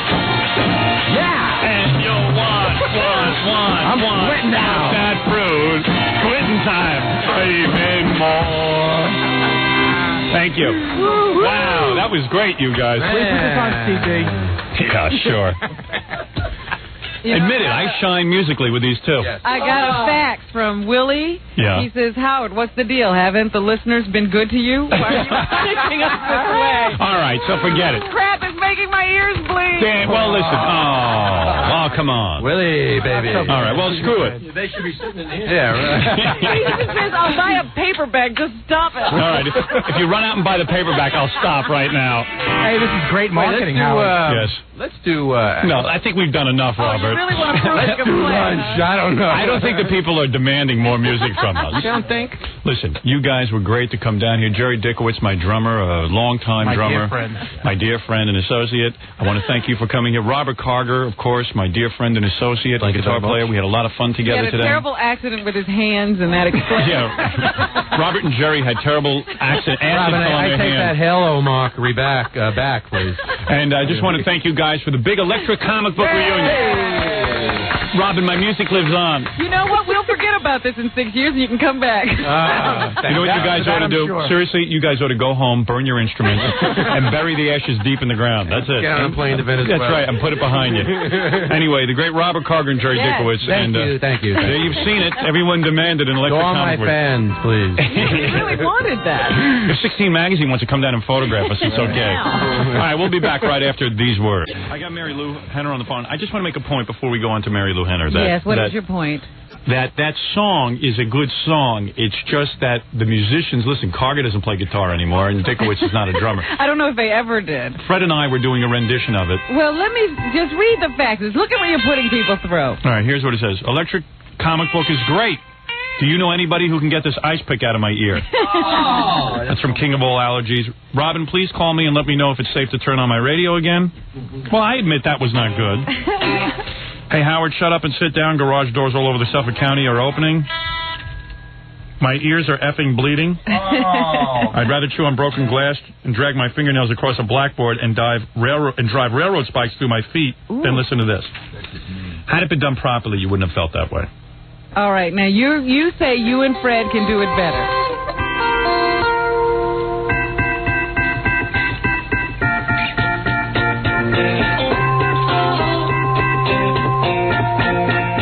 It will be a certain kind of thing that you'll always want from me.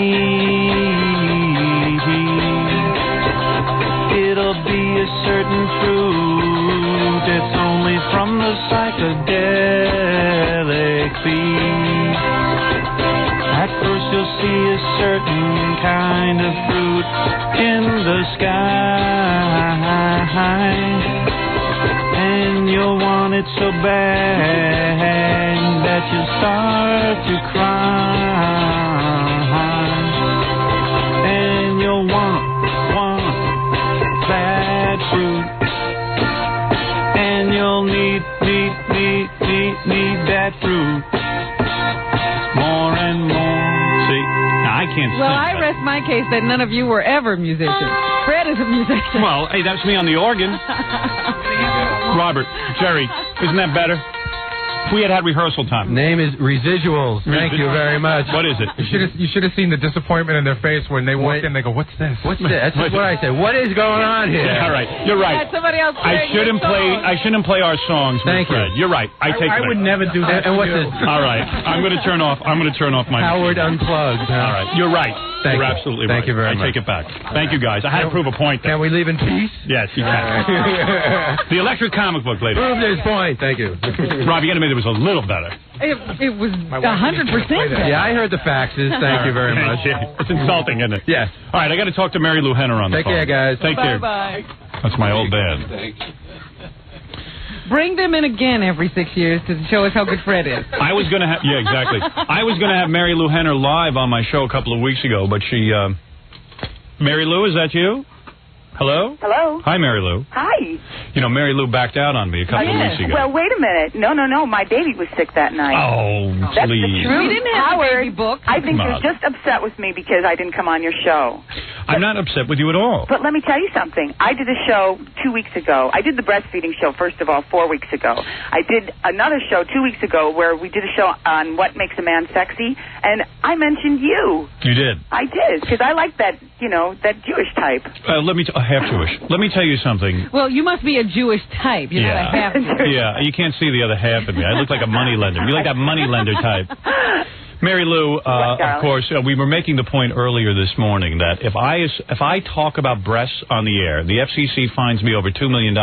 Mary Lou on her new show had a woman breastfeeding. Yes. On the show. Full breast well, we wanted to show the responsible way to do it. I mean, there's a whole issue about breastfeeding in public, and there are laws and everything else. We understand that. I have no problem with it. But why is the United States government not fine you? You're on during the daytime. Why do they? In fact, you're on in the morning. I'm on right now, as a matter of fact. As a matter of fact, you're on in the morning time. I'm on in the morning, The same time I'm on, and they're saying you can have women lifting up their shirts and showing their breasts, but if I mention the word nipple, they fine me over $700,000. It's a serious issue. I'm right there with you on that. I don't get it. I think if you're being responsible, you should be able to say and do what you want. But why do you have to be responsible? Well, because I think that, we owe it to the public to be a little responsible, Howard. No, but it's freedom of speech. In other words, why is Mary Lou is showing a woman's you were breast? Responsible when you did that. Mary Lou is showing a woman's breast for ratings. Mm-hmm. I am talking about breast for ratings. I'm trying to be entertaining. Mary Lou is trying to be entertaining. There is a shock value in showing a woman's breast on TV. It's not seen a lot. While she'll disguise it by saying, hey, this is breastfeeding. I'm trying to teach you something. But what's the difference if I say nipple and make you laugh, and Mary Lou shows you nipple and makes you cry? Maybe it's the word nipple. Maybe there's something in that word nipple. No, but do you understand my problem? I'm fined now over $2 million. I can't go on in a lot of other markets because people think I'm some kind of injurious person to children because I say nipple, and yet in the same time period you're showing a woman's breast. Where is the FCC in this? If I file a complaint against Mary Lou Henner to the FCC, will they fine her? Well, they will say, no, that's appropriate use, and yours is inappropriate. But you can't have free speech. Well, it's a show for women. We were showing how to be. That doesn't mean men aren't tuning in to see breasts. And Mary Lou, a lot of men watch my show. I mean, Mary Lou, let's face it. Showing a breast on TV is quite exciting. There's a certain you're there to make ratings, and you're there to make money for your station, and you're there to make sure that people tune in. That's something that's got everyone talking. You're showing a breast on TV. Maybe because that wasn't our primary intention. But who's to say? But why should the government rule on what your intention was? What was my primary intention? To make people laugh. He didn't know he was going to say breast or nipple that day before he walked in. Yeah. You know what I'm saying, Mary Lou? I don't know. They just like to get at you, Howard. Yeah, I mean that's why. How can you? What is going on in our country? How the hell can... I don't know. You know what, Howard? Why don't you come on my show and talk about it? No, what I'm going to do is... Seriously, Mary Lou? What? I'm writing a letter to the FCC. I'm going to ask all my listeners... What day did you air the breast thing? It was yesterday. Yesterday. Okay. I'm asking all my listeners to please write a letter to the FCC saying that you saw a breast, a full exposed breast, on the Mary Lou Henner show, and why is the FCC not finding her? Oh, thanks. Well, no, I made a real mistake calling. Oh, nothing will happen to you. It only happens to me. Donahue as well. Same day. Oh, no, they've shown it on other shows. Yeah, Donahue did the same thing. But that's my point. Why can you show a breast, but I can't talk about a breast? Because we're not doing it in a lascivious way. And I think when you talk about it, Howard, it's you're in not. a certain way. Oh, come on, Mary Lou. What do you mean you're not doing it in a lascivious way? When a woman lifts up her shirt, the lasciviousness is in the mind of the beholder. That's right. Well, that's why there's this big issue about breastfeeding in public. That's what I'm saying. So wait a second. How can you say you're not? You're doing it for the right reasons and I'm doing it for the wrong reasons? People are fascinated with breasts. What can I tell you? Exactly. Were you breastfed? But listen, what is... No, I wasn't. No, believe me, it's better I wasn't. That's why he's the way he is. To me, I am all for breastfeeding. The issue is I have no problem with you showing breasts on TV. I don't understand our government that says, okay, Mary Lou can show breasts, but Howard can't. Yeah. In other words, and what is the big deal? Everybody has breasts. I mean, what is it that they're finding me over? Talking about breasts? Well, I think probably because it's sexier when you do it. Oh, that's bad. Oh, that's bad. I think that's probably it. That's a bad use, and a good use is showing a naked breast as long as there's a baby attached to it. Why do you think it is? Why do you think there's a difference? I think because they're afraid of me. They're trying, it's a trumped-up political issue. It's a bunch of politicians trying to get votes. It started during the Reagan-Bush years where they were going to say, hey, if the country's falling apart, who cares? As long as we're out there protecting our children. They're not protecting any children. You take 3 steps past the White House in Washington, D.C., people are smoking crack and killing each other. There's plenty of children to save. Go out on the street. Those guys in government haven't saved one child. Those dicks. Let me tell you something. I'm telling you, I'm being screwed with. Mary Lou, I'm being screwed with. He's a scapegoat, if you understand. I'd love to see your breasts. Oh. God, you're hot. Why didn't you breastfeed? I'm sorry I didn't come on your show. I feel really bad that I couldn't come that time. I'll come some other time. I'm dying to get a hold of you.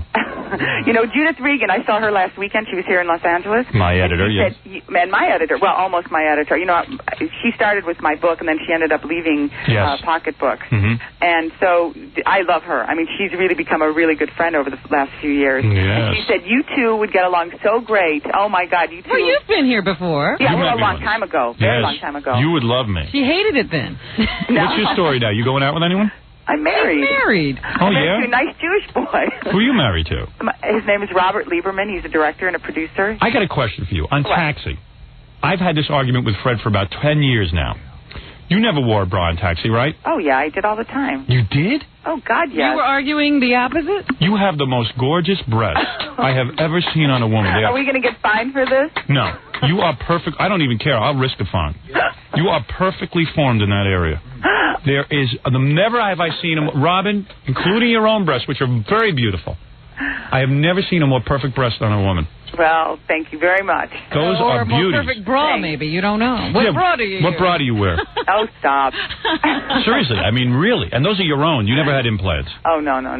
Look at you. How was it working with Burt Reynolds? You had to kiss him? Yeah, now you can talk because you're off that show. Burt is a doll. I mean, he's a good guy. Can you talk a little bit about Burt? Can I ask you some questions? How was it when he was having a nervous breakdown on the set? Yeah, how funny was that? I write about that in my book. He didn't Did you ever see him without the wig? I've only seen Burt the way I've seen him on television. Really? Yes. What was going on with his hair toward the end of the season? It was like taped to the side of his head. He was like the werewolf. Well, I mean, that guy's got a fortune. What's going on there? I have no idea. Are you going to ask him? Am I going to ask him? On your new show? Yeah, he's going to be on my show in 2 weeks. Are you going to ask him about his hair? You want to know? You want my advice? You should get rid of that hair. It looks ridiculous. He'd be really cool bald, and he'd have like a Sean Connery kind of thing going on. He'd be the new Yul Brynner or something. But he's so uptight about it. He's afraid of looking old. But he looks ridiculous. I think Sean Connery's great looking, don't you? Yeah. Yeah. I meant the thing on Bert's head looks like a helmet. I mentioned you and Sean Connery as two of the sexiest men. You did? I did. So come on in here. I'll show you how sexy I can be. But you know what? Speaking of hair, I did say this. Now, don't be upset. I did say you should do something about your hair. My hair is really gorgeous. You just haven't been close to it. It looks just like yours. It needs balancing. No, it doesn't. You have to come in and look. Really? It looks better in person? Oh, yes. It's on TV. It looks bad. Oh, really? Yeah, in person it looks great. Right, guys? Perfect. See? You know what's also funny about Mary Lou? She's What? one of those people who, she talks about all the sex she's had. Right. She's been with That's why I dig you. and everything. Yeah. And then she says, but married sex is better. No, it isn't. That's true. Oh, come on. Oh, come on, Howard. Oh, come on. I'd love to have a little unmarried sex. Well, maybe because you've been married longer than I have. I know. How long have you been married? 4.5 years. Yeah, you got everything out of your system. I never got a chance to. Yeah, I did. No, but I've been with the same man for 9 years. Mary Lou's been with a lot of cool Hollywood guys. Richard Gere, somebody. I mean, I would. No. You know what? No. Let me just tell you. I never had an affair with Richard. I never even. Well, kissed how'd they Richard. get in all the things? You know what? That's so ridiculous. You have to read the book. I've never had an affair with Richard Gere. I tell a story about how when we did a screen test together, he was naked during the screen test, and I was so shocked. And I said in the book about how free and open he was, but I meant as an actor. And they somehow translated it to saying that we had an affair. Why in a screen test would a guy need? Excuse me. Feel more comfortable knowing he's no threat. Yeah, right. I already had the job. That's what the funny part was. Did you think he was had auditioning? Yeah. Did you think it was another woman in the room? Did you say he has two navels? I couldn't look. I closed my eyes in embarrassment. He looks like Lorena Bobbitt got a hold of him. Oh, stop. I mean, How do you know? Why? Because I saw him in that movie where Breathless. he's He was naked. Yeah, no one was breathless after that. But were you shocked when you saw him stand there naked for a screen test? No, he was in the bed and just whipped open the covers. That's all. I mean, I could barely look. Was he aroused? Obviously not. No. No, he wasn't. But why would he, for a screen I test? don't know. Would he have to be naked? Well, he's just an out there. This is early on in his career. And what did you do? Did you get naked and get in the bed with him? No. In fact, the director told me to go put pants on. Really? The director was embarrassed for him. Was it not? Richard was just he's a fabulous actor. Was it not even? No, I don't know. I told you I never looked. Oh, I don't believe that. I didn't. A woman of your sexiness would look. I didn't. Yeah, but I was just starting out then. Who else did you get? Tony Danza? Howard, you'll just have to read the book. Did you get it on? I talk about my family. You got it on? You got it my on? book is an inspiration. It's about my family. It's about my growing up in Chicago. Mary Lou. No one cares about that stuff. We don't care about the place in the backyard. We care. Just write about all the guys you nailed. What about... I knew this was going to happen if I came on your show. What about Danny DeVito? I heard you got it on with him. Oh, no, not at all. No, Danny's been with he's the sexiest. He's the sexiest. He's the sexiest. But notice she got it on with Tony Danza. That's right. But I think and Judd Hirsch. Oh, you got it on with Judd Hirsch? Oh. I'm very upset you don't know. You know what? You can't write the story of your life without writing about the most important people in it. Why would you get it on with Judd Hirsch? He's so physically unattractive. You're such a hot piece of... I mean... And he talks about how, crazy he was. Really? Robin, you read my book. Of course. No. Why is he crazy? Crazy. I didn't say he's so intense. He's always in his character. He's moody. And he got to see you naked, and I don't. Oh. You never know how he's going to be. The two of you made love during Taxi? Wow. During the Taxi years. No kidding. Who went first, Tony Danza or... Oh, Howard, I'm going to send you a copy. You have to. When is this book coming out? It's out. It's out just now. Oh, no kidding. I'm going to read that. Now. Do you talk about Tony Danza? You like this book. How come people... don't forget, let me ask you a question. You just worked on my book. You just worked on your book. How come people write about this stuff, and then when you ask them about it, they get uptight about talking about it? Because you want to always have a balance in your life. You don't want to be just known for those things. Yeah, but I mean, you're not embarrassed by having... I mean, why should a woman be embarrassed about having sex? Let me tell you something. I had fabulous affairs with fabulous men in my life, and they're part of my story. And there's no way I could write the story of my life without talking about them. Is Danza good? Is Danza good in bed? Stupid. Is Danza good in bed? Danza's hot. Really? And how long did you go with him? A few, like a few months. How did you have affairs with all these guys on the set? Yeah, how did you have time to be in Taxi? What is it, Gary? If you're interested... No. These men are all my friends today. They really are. If you're interested, Howard, on that list of notes in front of you, it lists every guy and her comments about what... All right, here we go. Okay, here we go. Let me see. Mary Lou says the following. Wait, where did you get this information from? Because if you didn't get it straight from the book... Everyone. Right, people are all calling in. All right, you didn't sleep with Danny DeVito, but he was your favorite fantasy. I don't believe that. I've always found Danny incredibly sexy. I don't believe that. I do find Danny sexy. I think you're saying that to be kind. No, that's not true. That's not true at all. You don't think Danny... Let me tell you something. You don't become a star of Danny's magnitude without having sex appeal. There's just no way. Really? People really want to see someone who's got that kind of charisma. We have an expression in my family, PF, and it means like... the F stands for factor, and then the P you can sort of figure out for yourself. Tony Danza made love to me in hallways, airplanes, you name it. We often went for 15-rounders. We just zeroed in on each other's sexuality in a big, cheek-biting kind of way. Oh, I'd love to do that with you. A Mile High Club together. Oh, I'd love to do that to you. Oh, baby. You don't know what I do to you. I forgot all about that. Why don't you come on my show and we'll talk about that? How about I'll come on your show, you get a bed there, you get naked in it, and I'll jump in there with you. And that's what it'll take. We'll do a porno. Let me tell you that, Mary Lou. No, see, we can... You want a 30 share? I'll give you a 30 share. It's because you and I are both safely married to people we adore. Right, so they won't be insulted when you and I get it on. No, they won't. Are you a sexual tiger? Oh, yeah. I mean, all three inputs, everything? What? You're open to all kinds of sex? I mean, in other words, any kind of sex I need, you give me? Man, are you a woman. You are so full-bodied. A body like yours needs constant... It's a Ferrari. So what's the deal with John Travolta? Oh, yeah, you got it on with him, too, huh? Oh, Johnny's an old boyfriend of mine for years. Yeah, and he got it on with you? Well, God, I hope so. I mean, it was 13 years we were together on and off. And is he big? Who's the Why did I know that was going to be one of the questions? Mary Lou, who's the biggest? Be honest. Tony Danza? God, that's what I said. I said, I'm going to go on Howard Stern, and that's what he's going to ask me. Come on, you know guys. You better get it on with Bert? No, I never had an affair with Bert. Did you see he and Lonnie fighting on the set? Yeah, was that funny when they would fight over their stupid... They never fought on the set. Who was the person that let them adopt a kid? That must have been wild. They never... something, they're both really wonderful people. They really are. Whose side did you take? And I really like him. Whose side do you take in the divorce? I really like both of them. I'd like to walk up to both of them and pull each other's wigs off. You know what I mean? Just pull both their hair off at the same time. Be wild. You got to let me hang with you. You like them too, I can tell. You got to let me hang out with you. I know. You and I would get along. You and your fancy friends. We would have a good time. So now was Bert running around doing everything on the set? He was the director, producer, writer. Yeah. Yeah. I mean, but that's how he usually runs his shows. And when he was in the middle of freaking out and everything, he would like, I heard he ran into the dressing room and started crying on your shoulder or something. No, remember it was Kathy Lee Gifford. Didn't he collapse into her lap? No. Did Bert ever collapse into your lap? I talk about that too in the book. I talk about that exact scene. Really? I mean, they had us. The tabloids are unbelievable because by the time I got home that night from the show that day, the story had escalated into a barroom brawl with Kathy Lee and I, turning into sort of barmaids from, Gunsmoke or something, or some old Western with whiskey bottles on top of guys' heads. I mean, why do you hang out with Kathy Lee? Doesn't she get on your nerves? She was on the show. No, I like Kathy Lee. Oh, are you kidding? You like her? Oh, I like her a lot. She's a really good girl. Isn't She's she a vapid? Really good person. You seem very together. She seems so empty. She just seems so empty of like. No, I like her. I don't think she's empty at all. I think. Did you guys pray to God together? Because, without her personal message to Jesus Christ every day. She has a personal relationship with Jesus Christ. Do you know she has a personal relationship with Jesus Christ? Well, don't we all? Yeah. Yeah, Jesus is very fond of me. No, I always thought, I was a Catholic schoolgirl, so I went to Catholic school 12 years, and I always felt like I could see the statues breathing.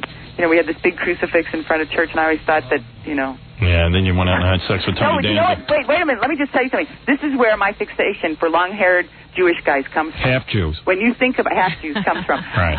When you think about it, you're a Catholic schoolgirl, and every day you're looking at those you have your prayer book, your missal, and you have pictures and you have holy cards of Jesus and the apostles. Right. Well, they were like our rock stars. Right. And we were always looking at those long-haired Jewish guys.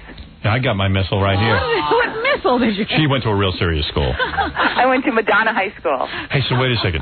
So you're on the set of Taxi, right? And every guy there is hot for you. You know who's a real goofball? That guy who left after the first year of Taxi? What was his name? The Conaway guy. Jeff Conaway? No, Jeff was on it for 3 years. Yeah, Jeff and I did the Road Company of Greece together. Yeah, Jeff had to leave to go do other projects. Good move. Did you laugh at him? No, Jeff's a sweetie. Jeff and I know each other for a long time because we did Grease together. Did he try to get back on Taxi after he left and realized nothing was really happening? No, he was doing other things. Did he ever cry and say it was the wrong thing? No, I never saw him do that. So we're doing a big Taxi reunion. On your show? Well, on my show we're going to do it. We're also starting on Nick and Night in November, and we're also doing a big Taxi, big thing on CBS. What are you going to wear on that? In November. I don't know. What should I wear? Because I'm shooting the hostessing part. I'd like to see you in like a little mini dress with no stockings or panties. So every once in a while I get a little glimpse. Oh. And then just high heels. You sound like you're still in your little band. Like you cross it and cross your legs like a Sharon Stone kind of thing. And just a low-cut top so I could see some cleavage. And I'm going to tell you, I'm there. I'm there for every reunion. I'll call my person immediately. I really dig you. Oh, man, you seem so much fun, so warm. You know what I mean? You're like a warm body. Thanks, Howard. You know what I mean? Like a fun, sexy woman. Who's ready to have some fun and not uptight about their sexuality. That, to me, is the perfect combo, my darling. You know what? Like that, people should be healthier about that, don't you think? Yeah. Did you nail Andy Kaufman? Oh, no. No? Boy, you didn't find him sexy? Danny DeVito's sexy. Danny's sexy. Danny's sexy. I didn't think Andy was sexy. You didn't like Andy Kaufman? I didn't think he was sexy. I liked him. I mean, he was a sad character. Didn't you think so? I thought he was real funny, but he was kind of sad, yeah. Yeah, there was something sad about Andy. I mean, he would cross lines that you didn't even know existed. I mean, he was unbelievable. One time I was in New York during one of our breaks, and I found him panhandling.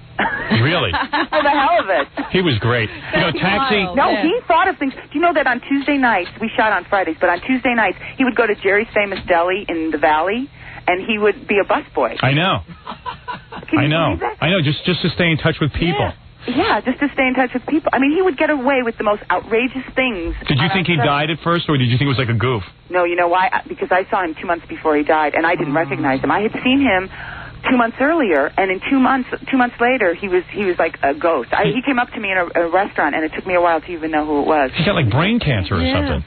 I think he had lung cancer. Was that what it was? Weird because he never smoked or anything. But that was a weird thing. That was so weird. That was so weird. The only time I ever saw him smoke was, he had this alter ego character that he was Tony Clifton. Yeah, I know. And he came on the show as that character for an entire week.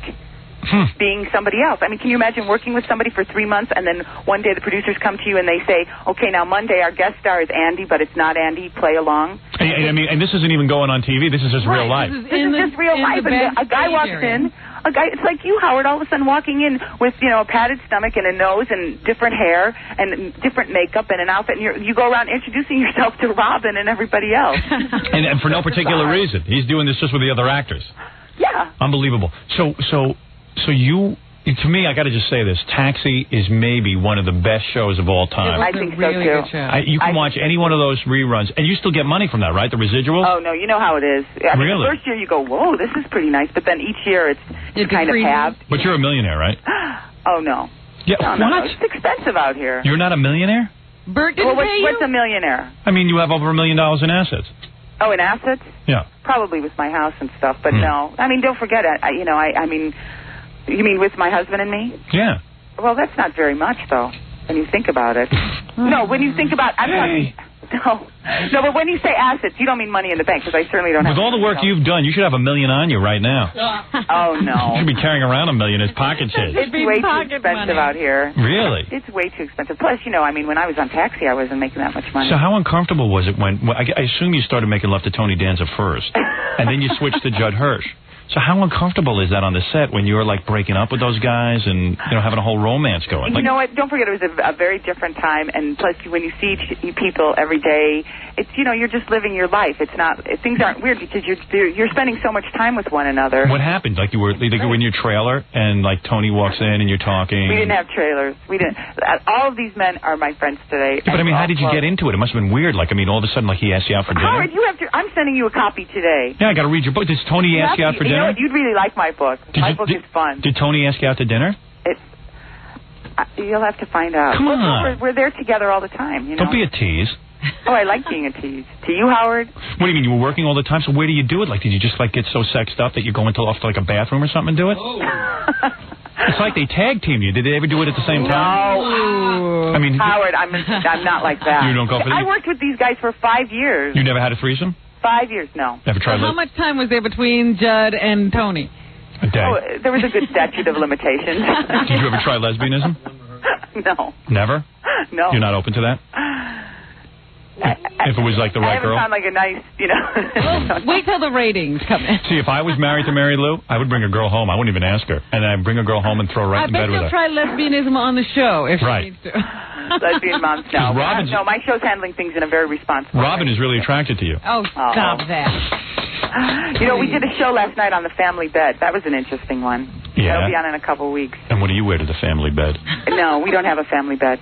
You ever dress up for your husband? Do you still like try to put some excitement into your sex life? Dress up? Oh, yeah, I like dressing. What do you put on? I like dressing up. What do you wear, like a Merry Widow? I've got a whole drawer and I have a whole section of my closet and a whole drawer full really? of stuff. And like you'll walk into your bedroom with just like panties and a sexy bra? Oh, much better than that, Howard. Like Come what? on, Like your what? Imagination. What, Mary Lou? You have the maid. You'll have to read my book. You want to get ratings on your new show? Just wear a few of those outfits and show people what to wear. The ladies will love it. Oh. Send me some pictures of you in that stuff. We did a fashion show. You did? Yeah. You are so really sexy. Well. You are a sexy, sexy woman. Man, I'd like to get in on that action. Oh, man, I see you topless, fishnets with crotch missing in my bedroom. Do you have an outfit like that? Do you have an outfit like that? I don't know if I have crotchless fishnets. Oh, you are such a little minx. Look how, see how she giggles and has a good time? That's how all girls should be. Any girl listening now. Excuse me, everybody should be exactly as they are. No, everyone should be like Mary Lou. Right, and everybody should be like Richard Gere. Big cans and laughing. Yeah, everyone should have a small penis like Richard Gere. Should have that face. Is that who you like, Robin? I love him. Yeah. Mary Lou's a fan of sex. He's a good guy. He's a good guy. So, like, even though you've been married with the same guy 9 years. Mm-hmm. No, I've been together with him for 9 years. We've been married 4. So, like, he'll come home and, like, you'll get out some massage oil and you'll light some candles. And you'll give him, like, a bath and bathe him and then, like, take him out of the bath and then get on the bed in some sexy lingerie and then he'll tie you up to the bed. Wait, I'm taking notes. I want to do this tonight. So, does anything like that ever happen? Oh, sure. Tony Danza ever tie you up? You'll have to read the book. Now, is your husband executive producer on your show? He he's one of the executive producers on the show, but he also has a show that's on Friday nights on CBS called Under Suspicion. Did you see that last week? That's sexy. That's a good show. The girl on that is really hot. Karen Silas. She's great. She should be like that show should be kind of the next NYPD Blue. That's a good show. Were you in love with Tony Danza? Oh, I love Tony. You did? Yeah. Did you want to marry him? I mean, I have like a special kind of feeling for Tony, but we weren't like madly in love with each other. That kind of relationship. We had really a good, fun. Were you madly in love with Judd Hirsch? I love Judd. Love Judd too. Was he the love of your life? I have a real special love for these guys. Was Judd Hirsch the love of your life? No, I'm married now to the love of my life. It's true. It's true. He's really, I found the right person. How long were you with Judd?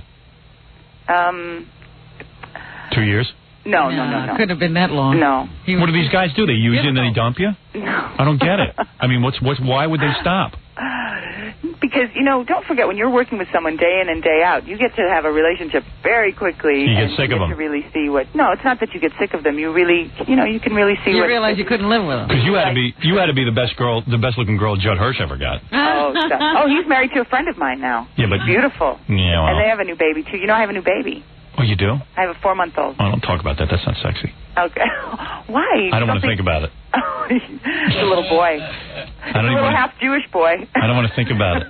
Just like Howard. It's a little half-Jewish boy that I'm breastfeeding. Can you believe that the behind the scenes of Taxi must have been more fascinating than even Taxi itself? That's where the camera should have been turned.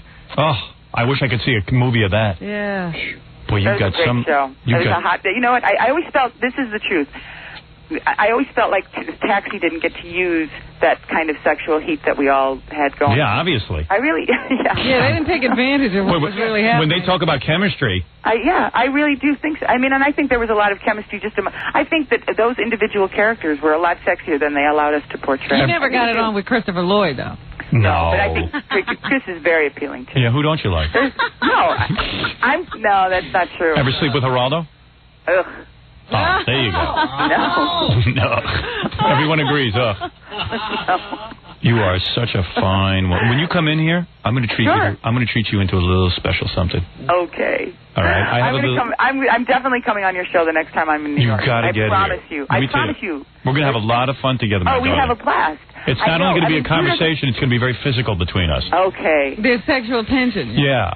No one has ever ahead of town. No one's ever taken advantage of the tremendous sexual tension on this show between me and Mary Lou, and I'm going to take advantage of that. You're going to exploit it. Yeah, I'm going to make you see colors. Oh, I like that. You're going to see the rainbow. Who's bigger in the pants, John Travolta or Judd Hirsch? Stop. I bet you Judd Hirsch is small. Stop. All right, anyway, enough of that. Okay. Mary Lou has a new show. It's a talk show. I don't know why the hell you wanted to do a talk show, but you did. You know what? You were my inspiration, Howard. No, you know what? I think talk is healing. I like talk shows. I really have always wanted to do She even substituted for Oprah. Oh, really? Yeah. Oh, how annoying is she? Robin, you know my whole story. Don't come in here without armor. Yeah, we know a lot about you.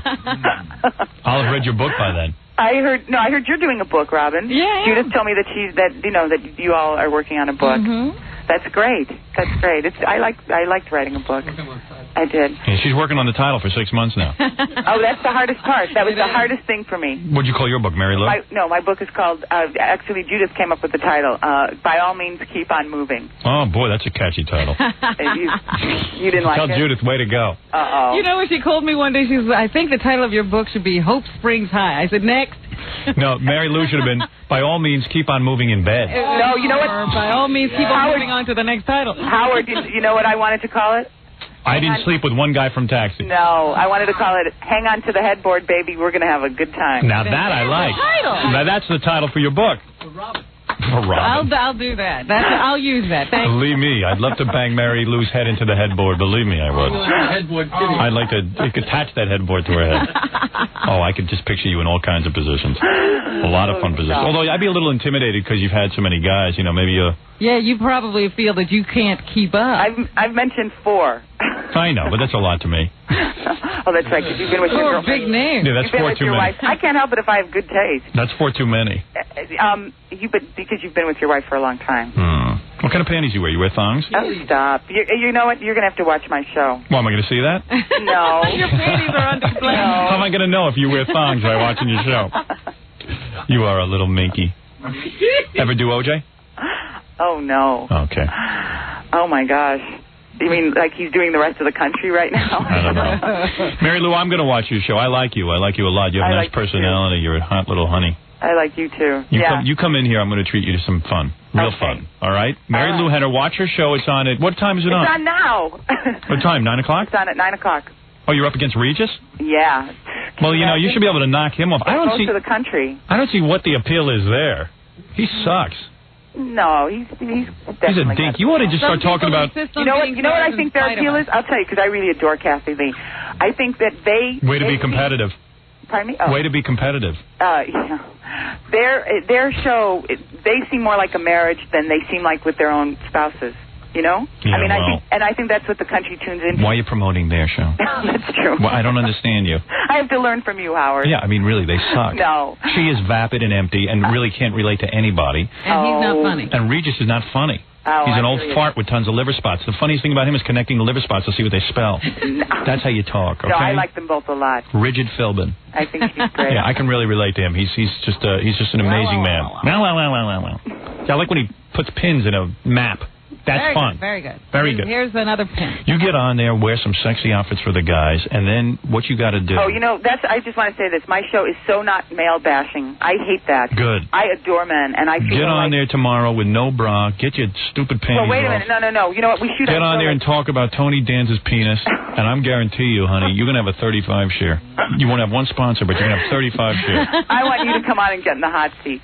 Oh, I'll be in the hot seat, all right. You warm it up for me. Okay. All right? You got it. I'm telling you. All right. Let me tell you what I do for a whole show. If I was the producer of your show, I'd put a camera behind you and do the whole show just looking at your buttocks. I wouldn't even see your face. What do you think of that? Nope, just in a thong and aimed on your buttocks. What do you think of that? You think that's nuts, right? So that flossing look.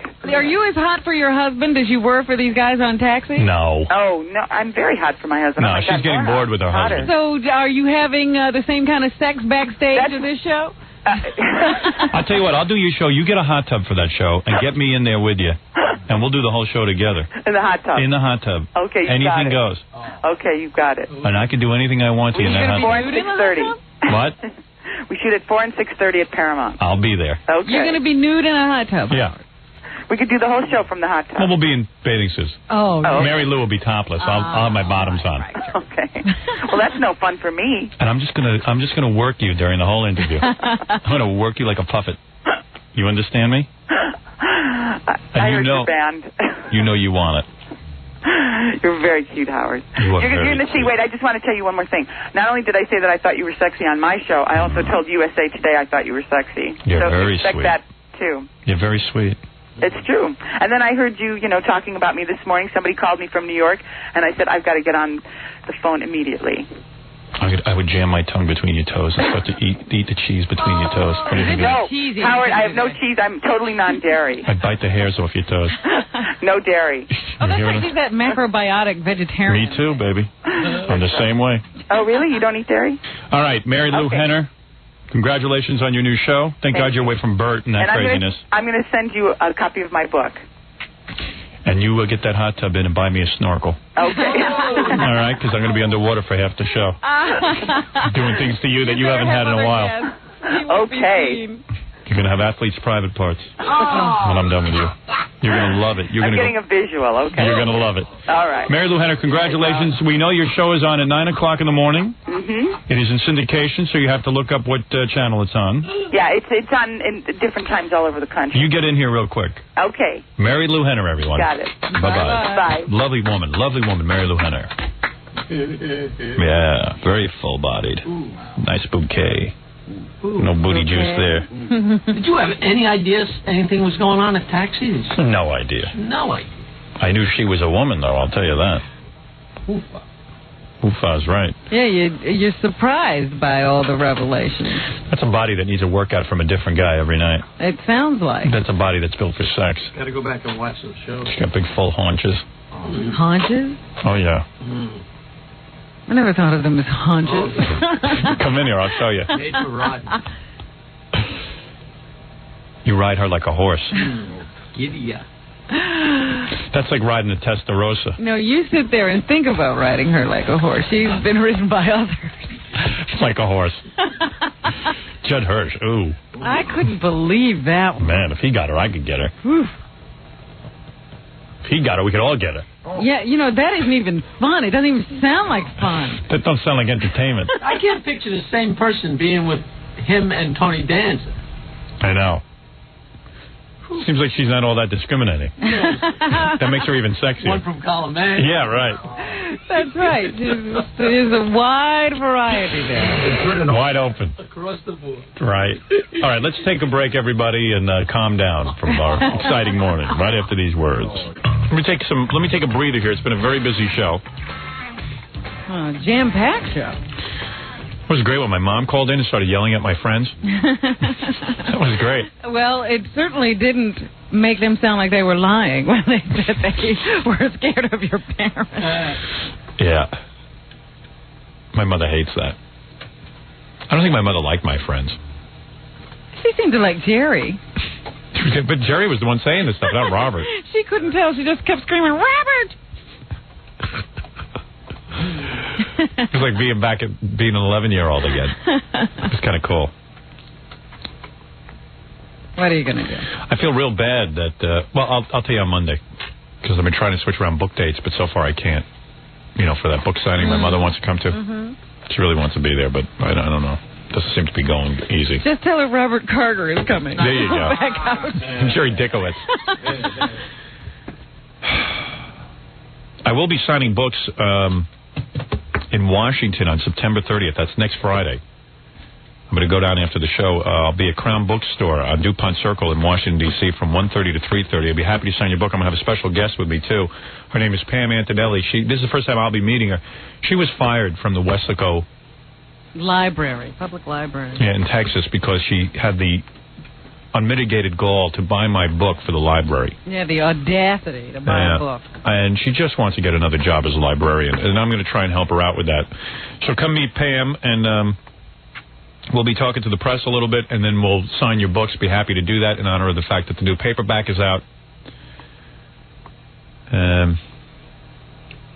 The book is available in most stores. I now have about, I don't know, there's been a bunch of stores now that have banned it from their stores. No, we're getting conflicting reports.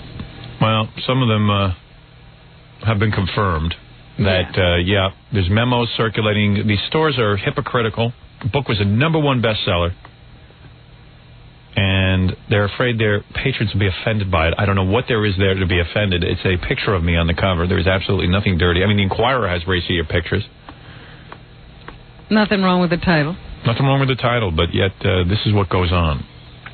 They sell romance novels. I don't know.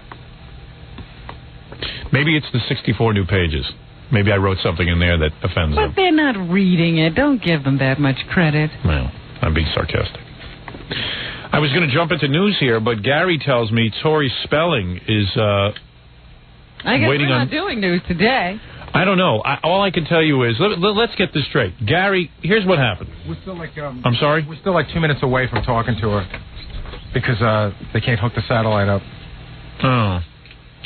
Well, it's not all that important. I mean, I just thought it was peculiar. Why can't she call us on the phone? Where is she? She's around the corner. Why doesn't she just come up here? Because she's busy doing this satellite thing. Oh. You want me to get her on the phone? Just do that? I don't know. I don't know what to do. We wanted to straighten out some little thing to see if we were feuding with her or something. Why don't she get in here and she'd give me some sex? She's single.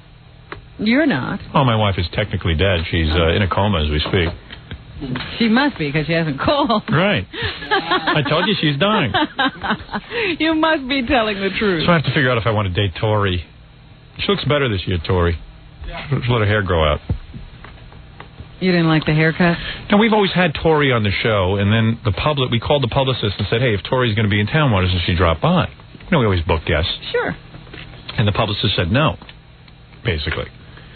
So Gary calls back a couple of times and says, what do you mean no? We know Tori. Originally asked if she could come up here in person. Right. Since she's here in New York. And they said no to that because she has all these satellite things booked. Then we said, well, then we'll talk to her on the satellite, and that was a no, too. Yeah. So then Tori found out about it when I talked about it on the air, and she said, I'd love to do Howard's show. He's a friend. She went to dinner with me. Mm-hmm. And then all of a sudden the publicist did a backpedal. Gary said that she said, you must have been talking to the old publicist. And Gary said, no, here's who I spoke to. I wrote it down. So this was more of the publicist didn't want us talking to her idea than Tori's. Yeah. So now Tori's saying, I want to be on the show. But now I just want to go home. I know. We'd like to end the show. The show's over. So now I have to talk to Tori.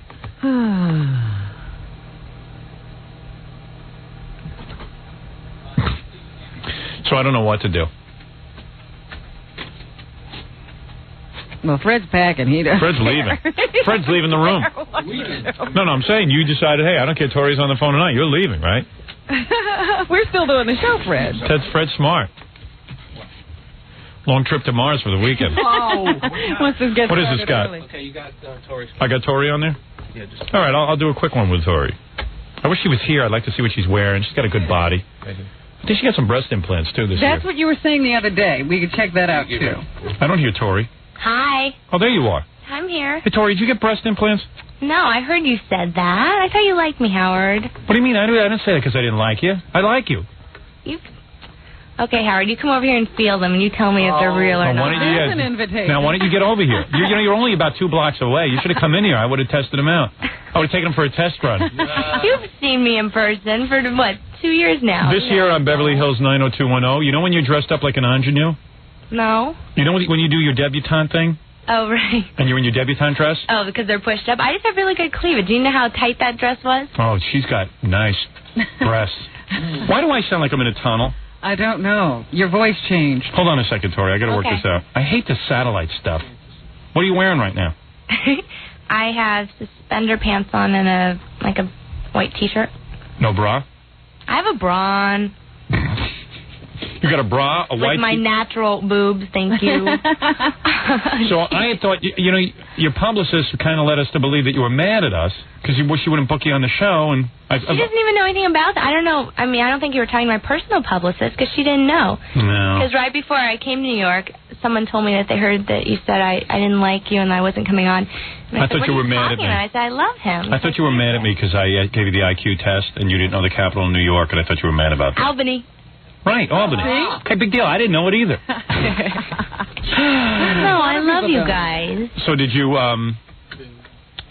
break up with that guy, Nick Savalas? No. You still with him? No, we're kind of on the outs right now. He doesn't like me right now. I went with Tori out to dinner. It was the coolest night of my life. I was in Los Angeles taping the E! Show. And I was going out to dinner. So I had like Jessica Hahn there. And I invited Tori Spelling and Shannon Doherty. Yeah. to have dinner with me. And they came. And they showed up. And then, this isn't set up right, this conversation. You hear how I'm like on an echo? I know. I don't know if Tori can I can hear you. Scott, Scott, I know you can hear me, but Scott, can you get in here and fix the sound on this? It's really pissing me off. Sounds like you're in an echo chamber. And you're the only one who sounds like that. Tori sounds fine. I sound fine. Scott, what do I have on here that I don't need to have on? You just got to bring her down a little. All right, say something now, Tori. Hello. All right. I'm not going to hardly hear her. You can't hear me? No, it's all right. Okay, so anyway. So we went to dinner. So then Tori shows up with her boyfriend, Nick Savalas, who really, I don't know, he's a good-looking kid, but... What does he do? He's Telly Savalas' son. He's an actor. Yeah, but he's Telly Savalas' son. So Tori got into it that way. No. Because I haven't seen him. What is he in? He hasn't done anything yet. But he's Yeah, and he didn't say a word to me. Hardly said anything. And Shannon Doherty was like... I heard what you said the next day. You said we didn't talk much. Yeah. I didn't know what to say. I was embarrassed. No, I don't know. Like, I guess I'm getting old or something because, like, the kids... They didn't know what to talk to you the kids didn't want to talk to me. No, that wasn't it. You guys, I guess you're into hanging. Were you guys all high or something? Yeah, right. I don't know. Oh, yeah, she's going to say yes. No, I mean, I thought maybe you got a buzz on. Just a bit shy. You're famous, and we were out to dinner together. You're famous, too. You've grown up with famous people. I know, but I've only talked to you on the radio. I didn't know what to say. Is that what was going on? Yeah, I was just shy. You looked really cute. What I was trying to do was put my hand on your leg during dinner, but your boyfriend was so damn close to you, I couldn't. I think it was on Jessica's leg, wasn't it? Yeah. We took Jessica into the bathroom. I know. Right, we went to this place called the Monkey Bar. Jack Nicholson owns it, and like Tom Cruise was at a table. It was kind of cool. Like I felt like I was in show business. So I said, Jessica, I'm going to the bathroom. She goes, okay, I'll go in with you. So Ralph went in with me too, and Jessica took off her dress, And then at the table, we had her take off her pantyhose. Took off her dress? Yeah. We had her in there almost naked. Oh, boy. And then we got her at the table, and while we're talking to... Did you see all this, Tori? No, she wasn't in the bathroom with us. But Tori kept going up to go to the bathroom and walk around the place, too. Everybody gets up and walks around. I never got up. They got up to go smoke outside. I stayed at the table. Yeah, Shannon does that. Yeah. So are you happy Shannon's gone? No, I mean, personally, you know we're friends, but... But she was a real bitch. Your father hated her. Like her. Aaron Spelling hates Shannon. Personally, he liked her. They had problems professionally. You know, it was a problem professionally on the show with other people and situations. Yeah, I thought I was going to miss her this year on the show, but you know what? I kind of like that new broad who... Tiffany, isn't she good? Yeah, she's pretty good, and she runs around in her bra and panties. That does it for you, right? And you look real good this year. That made you forget Shannon immediately. The end of last season, what'd they do to you? They were ragging you out. They were cutting your hair strange, making it real short. This year, you look good. Yeah, I did my hair a little different this year. Yeah, I like it with the little bangs, too. Thank you. Yeah, do you think we make your hair nice and soft? Don't we do that helmet head thing, that where you push it all back and slick it back? Well, like it was on the Debutante episode? Yeah, don't do that I anymore. didn't like that either. Yeah, just keep your hair regular soft. And just like wear shirts that expose your stomach. Because she's got a really tight body. And wear lots of cleavage shirts. Where you show off your cleavage. Will do. Are you going to get laid this year on Beverly Hills? I don't think so. Yeah, they keep her a virgin because her dad doesn't want to do love scenes. Though. Yeah, I know. You know? Yeah, I know about it. Oh. I read about what's going to be coming up. He's in love with that show. You know I love that show. She can't believe what a retard I am. She probably doesn't even watch the show. I watch it. It's like stupid that I watch it, but I watch it. And I admit to it. You watch Melrose Place, too? Yeah, but I've been there from the beginning. What about models? No, I don't like models. He's not into models. No, that you don't doesn't. like the girls on that? No, that doesn't interest me. It's got to be. He's never even watched it. It's got to be high school or like college girls. Young girls. Yeah, young girls who not like working girls who have trouble with boyfriends and stuff. That's what I need. I need depth. I don't know why, but Models Inc. doesn't appeal to me. You probably would like it if you saw it because the girls are hot and you'd get into it. No. Yeah, they wear skimpy clothes. You'd like them. No, I wouldn't. There's something about it I don't like. You have to see it, Howard.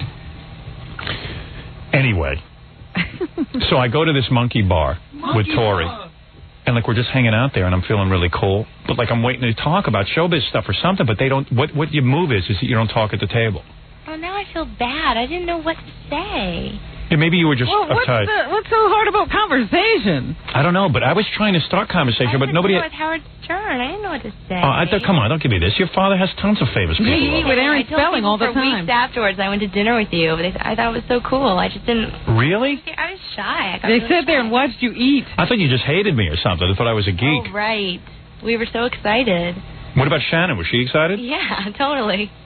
I wanted to make out with her at the table. She didn't say anything either. I wanted to make out with you at the table. What about Nick? Do you want to make out with him too? No. You should just slid your hand down my pants. Oh my God. You should have made a move on me. That would have been cool. So why are you and Nick fighting now? I don't know. We kind of broke up. Well, she's in a weird position. Her father's a billionaire. I mean, Aaron Spelling is a billionaire. That has nothing to do with it. And it's like, yes, it does. It's like really weird. She's got a lot of people kissing her ass. And I'm not saying Nick was doing this, but she's got a lot of people kissing her ass and everything, being really super nice to her. And she's never going to really know real love. Because you're never going to know if a guy's attracted to you for your father's money or for you physically or what it is or because you're famous now. You're never going to know. It's not that with him. He has his own money. It's not. People are like toys to you, in a sense, because they'll always perform for you. Well, that is true. When I meet people, it's really hard to know why they're attracted. Why don't you go out with George Hamilton's son? No, please. No, it's okay. And now you like working on Beverly Hills better because Shannon's not there? It's just there's no tension on the set. I mean, I never had a problem. So when's the last time you had sex? Oh, my gosh. Hey, I just did a TV movie. So when's the last time, like, Nick, when did you break up with Nick? Well, it's not to say we're going to stay broken up forever. I don't know, like 3 weeks ago. Oh, so you haven't had sex for like 3 weeks? Yeah. Oh, so you got to be really horny. Hey, why don't you come over here? Oh, my gosh. Can I tell you about my TV movie? Yeah. If you insist. What do you mean a TV movie? Who produced it, your father? No. You got this on your own? Yes. Good for you. Atta girl. It's my first TV movie. All right, and what is this about? What do you wear in it? I get killed in it. Yeah, what do you wear? What do you wear? I wear short little tight things. I play a 15-year-old, so I have little schoolgirl outfits on. You might like that. Do you wear bathing suits? No. Just little short skirts, little bobby socks, little kids. And you diet a lot. They wouldn't eat anything either when we went out to dinner. What is it, Stuttering John? I just want to say when her movie is. She's promoting a movie. Well, she's going to say it. Doesn't she know when it is, John? Yeah. Oh, you do know when it is? Oh, yeah. All right. Well, the people just called, begging me to come in here and do that. Oh. Okay, it's called A Friend to Die For, and it's Monday, September 26th on NBC. What, do you get cancer in this? No, I get killed because I'm a bitch, and can I say that right now? Yeah. And I'm popular, and Kelly Martin also stars in it. She kills me because she envies me in it. Ooh, girls killing girls. Cool. I love when girls kill girls. And I'm a cheerleader. And are you in cheerleading outfits? I feel like that scene. Yeah, I have a little tight, little crop top on, a little skirt. Cheers. I cheer. Jump up and down. What's the chances of me ever seeing you naked? Seriously. Just come over here and get naked for me, and I will never tell anyone. She's got a hot little body on her. And she's Aaron Spelling's daughter. That's a perfect combo for me. I'd marry you. You are absolutely. I would marry you in 2 seconds. Well, maybe you're a little too sedate for her. Oh, I don't think so. He's a wild man. Yeah, in a sack I could make up for whatever stuff I don't normally do. You can make up for going to bed at 9 o'clock. That's right. Or 8 at 9 o'clock? Big deal. You'll be worn out too. Believe me, you let me see you naked one time. I'll plug your show every 5 minutes. All right. So anyway, the show is on when? Monday night. This Monday. This Monday night. September 26th. All right, and it will be your starring role. Yes. Tori Spelling. And it's called what again? A Friend to Die For. And that's where somebody kills you because you're a bitch. Right. And it's a 2-hour movie? 2-hour movie. And you're in a lot of cheerleading outfits. Mm-hmm. Not bad. Not bad at all. We'll have to go out sometime. Okay. I'm glad you're not mad at us. No. Yeah, we hate to lose friends. Well, especially we'd hate to be on the outs with your father. It's not you so much, it's your dad. When's your dad going to do something for me? Do what for you? I don't know. Can he do something for me? Sitcom or something? Tell him to develop something for me. Give him a call. I'm going to call your dad. I'm in the middle of interviewing directors for my movie. Yeah. Maybe I should consult Aaron Spelling on this. Yeah, he wouldn't mind giving you some advice. I want to be in your movie. You want to be in? Yeah. You want to play, my wife? Okay. It's a big part, though. It's a major part. I'll play your lover in it. You want to know something? What? There are only 15 million of those parts. Wait a second, though. I wrote a scene that's sort of like a Beverly Hills 90210 thing, but it's a little different, obviously. But it's like you play this college girl that I get it on with. Oh, please. That's all right. I'll get some breath mints. Would you be willing to do a love scene with me? You're going to burp like that? Yeah. Sure. Turns me on. Oh, no. In the movie, I vomit on you. That's how you know he's really aroused. See, in your TV show, you get stabbed. I vomit on you in my movie. And then I stab you. That could be exciting, huh? Yeah, I'm going to talk to you about it. I got a part of mine for you, actually. Okay. All right? Okay. I'll see you later. Okay, well, thanks for having me on. All right, Tori. Okay, bye, Robin. Hey, say hi to your dad for me. I will. You know what I'm saying? Okay, I got you. All right. Got you covered. Tori Spelling, watch her Monday night on what's the network? NBC. On NBC, she's going to be the lead in this A Friend to Die For. Thanks, Tori. Okay, thank you. All right, bye-bye. Bye. That's a good catch, huh? Nice little body. The best catch. Nice little package. Our old man's worth about $1 billion. $1 billion with a B. And he's not leaving her until she's set up. Yeah. Hello. Oh. You still there? Oh, no, we're hearing somebody else. Talking to Howard Stern, but you've done it with Paul and Al. No, hi. You're officially with the dregs. How the hell are you? I'm good. How the hell are you? We're doing very well. See, this is a more down-to-earth show, Tori. It's like, how the freaking hell are you? How's it going? Oh, a poor girl. Our imitators. Yeah, Howard Stern imitators. That drives me nuts. Oh, man, you were missing out. How far east have you gone in your life? New York. Yeah. Okay. Well, New York and Rhode Island are similar because there's a lot of guys who walk around like this, going, "Hey, Dory." Oh, God. Ask her if she misses you. Yeah, that's the problem. That's why sometimes I can't get guests on radio, because idiots like that are doing shows. That poor girl. What a nightmare. Yeah, and she's got to do about 100 of those.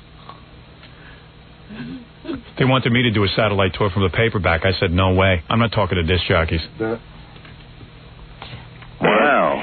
Now, Now, didn't you? I was on a commercial. I guess your boyfriend was kind of doing the side stooping thing. But are you staying with him, or are you going to stay a virgin? What's going to happen here? Was my boyfriend on the show? Yeah. Oh yeah. Well, we broke up last season at the end. Poor Tori. Oh man. You see, whenever I hear like other disc jockeys, I don't want to be in radio. I forget what industry we're in. I don't listen to radio. The side stuff. And what was that other guy doing? Was he doing an impression of a Brooklyn guy? He sounded like somebody from New York, and he was saying that people in Rhode Island do that too. Do it, are you? Well, let me understand something here, okay? Everybody knows your dad is Aaron Spelling, big shot in Hollywood, and yet your first TV movie, and you get stabbed? Yep.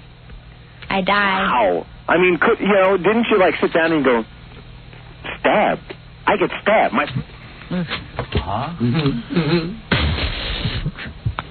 They're not even interested in what they're saying. Yeah, why are we not on in Rhode Island? Why am I not on all over the country? Because the FCC says I'm a jerk, and those guys are okay? You have to suffer through stuff like that. No, you didn't say it. That's the way to say it.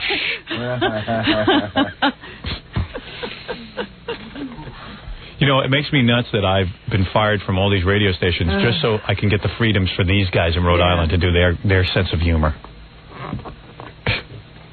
I wish I'd never heard that. I'm sick now. Why did you do that? I'm nauseous. I'm just sick. It was an accident. Tori, take two. Say, yeah, it's tonight on NBC. Yeah, it's on tonight, guys. Yeah. Guys, more guys. Goofy radio guys. God, I hate radio. I hate it. My movie's got to be huge. And she wants them to act like... They want her to act like she's a radio person, too. That fake enthusiasm for everything. Yeah, Tori, speak like this. Like us. See, yeah, it's all on NBC. All right.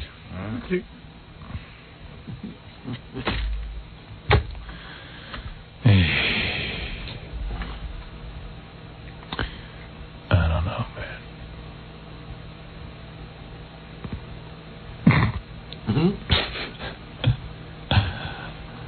I don't know. I don't know whether to be proud of what we do or ashamed. Well.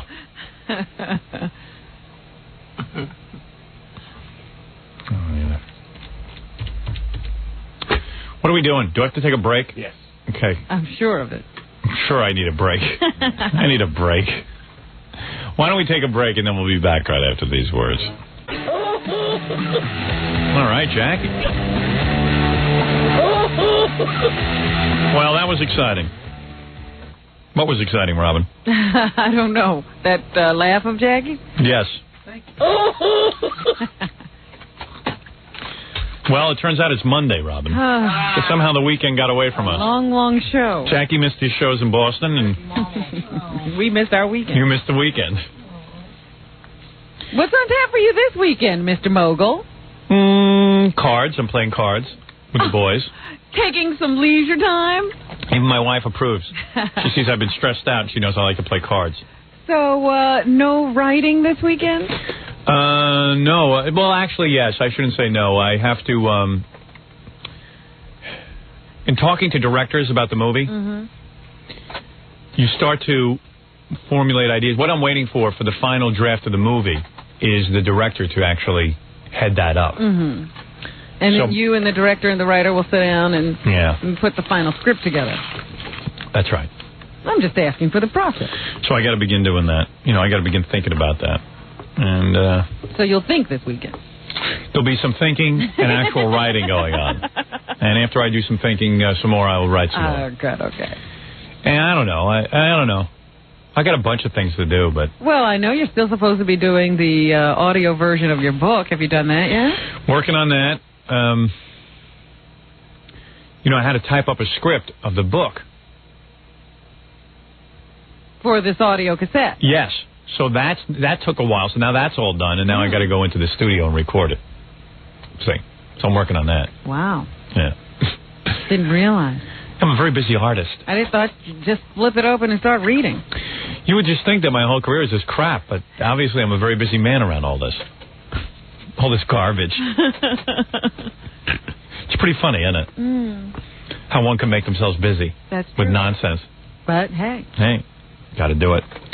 And then we got to, we're finishing the concept for this movie teaser that you'll see in the theaters around Thanksgiving and that's right. Christmas. Mm-hmm. To start promoting the movie even before it's ready. So you'll be working on that a little bit. Who's in the card game? You didn't even tell me you were putting together a card game. It was last minute, just sort of happened. Dominic going to be there? Well, there's no card game if it's Without not Dominic. So far for sure I know it's me, Dominic, Ronnie the limo driver. Yeah. Dominic says he's going to go wild because he's so excited that we're having a card game. It's been a long time. Yeah. And he's going to give me 30 to 1 odds on blackjack. Got to make sure you go home with some money. And then probably be Dan Foreman, of course, executive producer of Channel 4 News. He's a regular. I don't want to play. AC-Doocy's my game. Yeah, he's the one with the wild card. Well, Dan hates my games. I refuse to play these jackass games that these guys play. They play like little boys. All right, it's my deal. I want to play Chicago. I go, you want to play Chicago? Why don't you go play Mahjong at your mother's house? Here's the games I play. Poker, 7-card, 5-card. I'll play Jacks Are Better. What's that, another kind of poker? Another kind of poker. These are legitimate poker games. Okay. That's 5-card draw. I'll play 5-card draw. Regular 5-card draw. Jacks Are Better. None of this. If you mention wild card, I'm out of there. I don't want wild card. I want to know what's in my hand. You mention high low, I don't want to play. Dan, this is Dan dealing. All right, he goes, all right, we're gonna play baseball. And I go, what is that? All right, you get 4 cards in the middle. Any 4 of these cards, if they're 2 in a row or 2 in a row this way, that becomes part of your hand if you pick those 2. And also it's high low spade. So, if you got a high hand or low hand, you can win, or high or low spade, you can win. Already I'm lost. Yeah, so now I'm sitting there with 7 cards in my hand, there's 4 on the table, and I'm trying to figure out even if I'm in this game. I got to know I'm in the game. You're ready to drop out and you got 5 of a kind. You don't even know how to bet. Yeah, you don't even know if 5 of a kind is a good hand. That could be like anybody can get that. And Dan, of course, knows because he's figured out every combination as he sits in his house. I'm winning. I'm winning. I got these guys bamboozled. All right, then you have to declare. Then they go, all right, I declare, this is how Dan looks. I declare high hand, low spade. Oh. And I go, what? What do you mean high hand, low spade? Does anybody else at the table know what he's talking about? No, and the point is you can't play cards that way. You didn't declare. Yeah, right. You didn't declare. It's not what you declare. And you know when Dan has a good hand because he tells everyone to shut up and let's get serious about the game. Shut up. He starts to sweat. Yeah. So I like to play.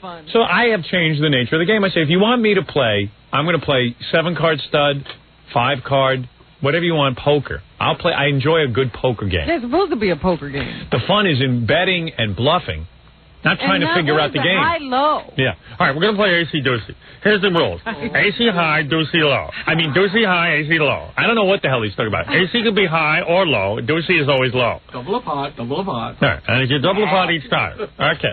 Then I'm like, what's the game? I don't understand. Oh, come on. And Scott the engineer's another jerk. He knows some of these wacky games too, huh? Well, Scott goes to card games all the time. Why he's busy running out of the house every minute, I don't know. But he's going to card games all the time, and then he'll sit there and go, well, I would like to play Las Vegas. And I go, well, what's Las Vegas? That's the game where... Oh, and then Dan will go, I know what that is. That's fine. I go, well, I don't. Only them can play. So we spend an hour trying to figure out the game, the rules of the game, and no one knows what's in their hand. And then you feel terrible when Scott loses because he takes it so hard. Yeah, yeah. And Scott loses even when he comes up with one of these cockamamie games. And then I go, okay, I'm going to deal. High, low, ace in the middle, hearts. And they go, what? I go, I'm just making up a game. And I'm going to be the only one who knows the rules, just like you guys. Right. And it gets into a big fight, and everyone yells at each other. You want to play? When's the game? Tonight. Oh, we got an appearance, man. Who's we? Me and Gary. So tell Gary to go himself. You can get out of it. I mean, it's already booked. I wish I would have known. Where are you going? It's out to Philadelphia. So don't go. Where is it? It's money. He needs to go. Hotel in Laybourne, yeah. What? Is that some I can't hear you. Is that some hotel in Laybourne? Laybourne? Laybourne, Pennsylvania. Langhorne. You don't even know where you're going to end up in Legbourne. Yeah. An idiot. Going to Legbourne. What is it, Papa Fooey? We're going to be at the Fizz in Langhorne. Langhorne. That's what I said, Lingbourne. Oh, you guys are working tonight? Yeah. Jackie, you're working tonight too, right? Yeah, but too bad. Why don't you make it tomorrow night, man? Yeah, I'd love to play. You know, win some money. Last time I won money. I don't know if I want to wait till tomorrow night. And tomorrow night, my wife and I have a date. We're going to get in bed and watch a movie. What are you going to watch? I don't know. Haven't chosen the movie yet. What's good in the rentals? What's a good rental movie? You haven't seen Schindler's List. Go there with your wife and watch. That'll be fun. 3.5 hours. You'll fall asleep. Nice gas chamber movie. We're going to get into bed and, like the old days when we were in college and watch a movie together. Try and get some of that romance going. You should get like 9.5 weeks or something. No. Did you watch What's the new one? The Hudsucker Proxy yet? Oh, it's horrible. What about that erotic movie with Kim Basinger and Alec Baldwin? The Getaway? Oh, The Getaway. How's that? That's good. I got that on disc uncut, but you see a lot of nude scenes. Robin hated it, but you'd like it. I didn't hate it. I liked the other two people in it. Didn't like. All I know is I never get to go to the movies, so all these. There's got to be a million movies. Where is the best? Give me the top 10 videos, please. Where's that list? Today's Newsday. I'll get it for you right now. I'll pick the movie. I'll get my wife over to that video store before all the other yentas get there and rent the movie. Oh, did you see The Crow yet? No, The Crow. The Crow. And my wife likes that kind of crap. There you go. All the music you like too. So I got to tell her to run to the video store. I just bought The Crow. Hey, go in the other room and get my wife on the phone. Do you know how to do that? Yes, I do. Okay. You saw A Perfect World with Clint Eastwood, right? No, who's that? That's a great movie. Yeah. Wait, is that where I saw that. With the little boy? Yeah, I saw that. Okay, there's your top rentals down on the bottom. Yeah, I got to have like a night of romance. Keep my marriage going. You saw the one where he was the Secret Service agent? Who? Clint Eastwood. In the Line of Fire? Yeah, I saw that. All right. I saw Tombstone. I saw Philadelphia. I saw The Ref. How was The Ref? It's okay. It's pretty good. I never saw that. Was that one with... It's a Ted Demme movie. It's Jonathan Demme's cousin or something. But isn't that smoking... Dennis Leary. Yeah, Dennis Leary. He's pretty good in it. He's okay. I'm not a huge fan of the movie, but I thought it was pretty good. Okay. Is that my wife? Yeah. Honey? Hi. Wait a second. We're having a romantic night Saturday night, right? I can't wait. I thought she was dead. Wait a minute. Well, she sounds fine. Oh, please. I feel so good for a dead person. Why don't you run out to the video store before all the other yentas get there and steal all the movies? Okay. What is Blue Chips? Maybe I'll like that. That was Nick Nolte. And you have that. Oh, I love Nick Nolte. No, we don't love that. You have that movie, Howard. Hey, you know what I want you to get, Allison? Get The Crow. Okay. That's supposed to be really good. It's very romantic. And how about The Getaway? Robin? Getaway, why not? Yeah. You'll like it. I just bought that too. But get the uncut one though. What about I saw Pelican Brief. That sucked. We have that anyway. What's Eating Gilbert Grape was good. Oh, that was... What's Greedy? Greedy's Michael J. Fox. You're going to hate it. Looks stupid. And he sure Douglas. does. I think it's Kirk Douglas, too. What's Like Water for Chocolate? Foreign, you'll hate it. Subtitles? Oh, if I want to read, I'll go to a library. That's what I told Robin too, man. She likes to see that crap. What's Blink?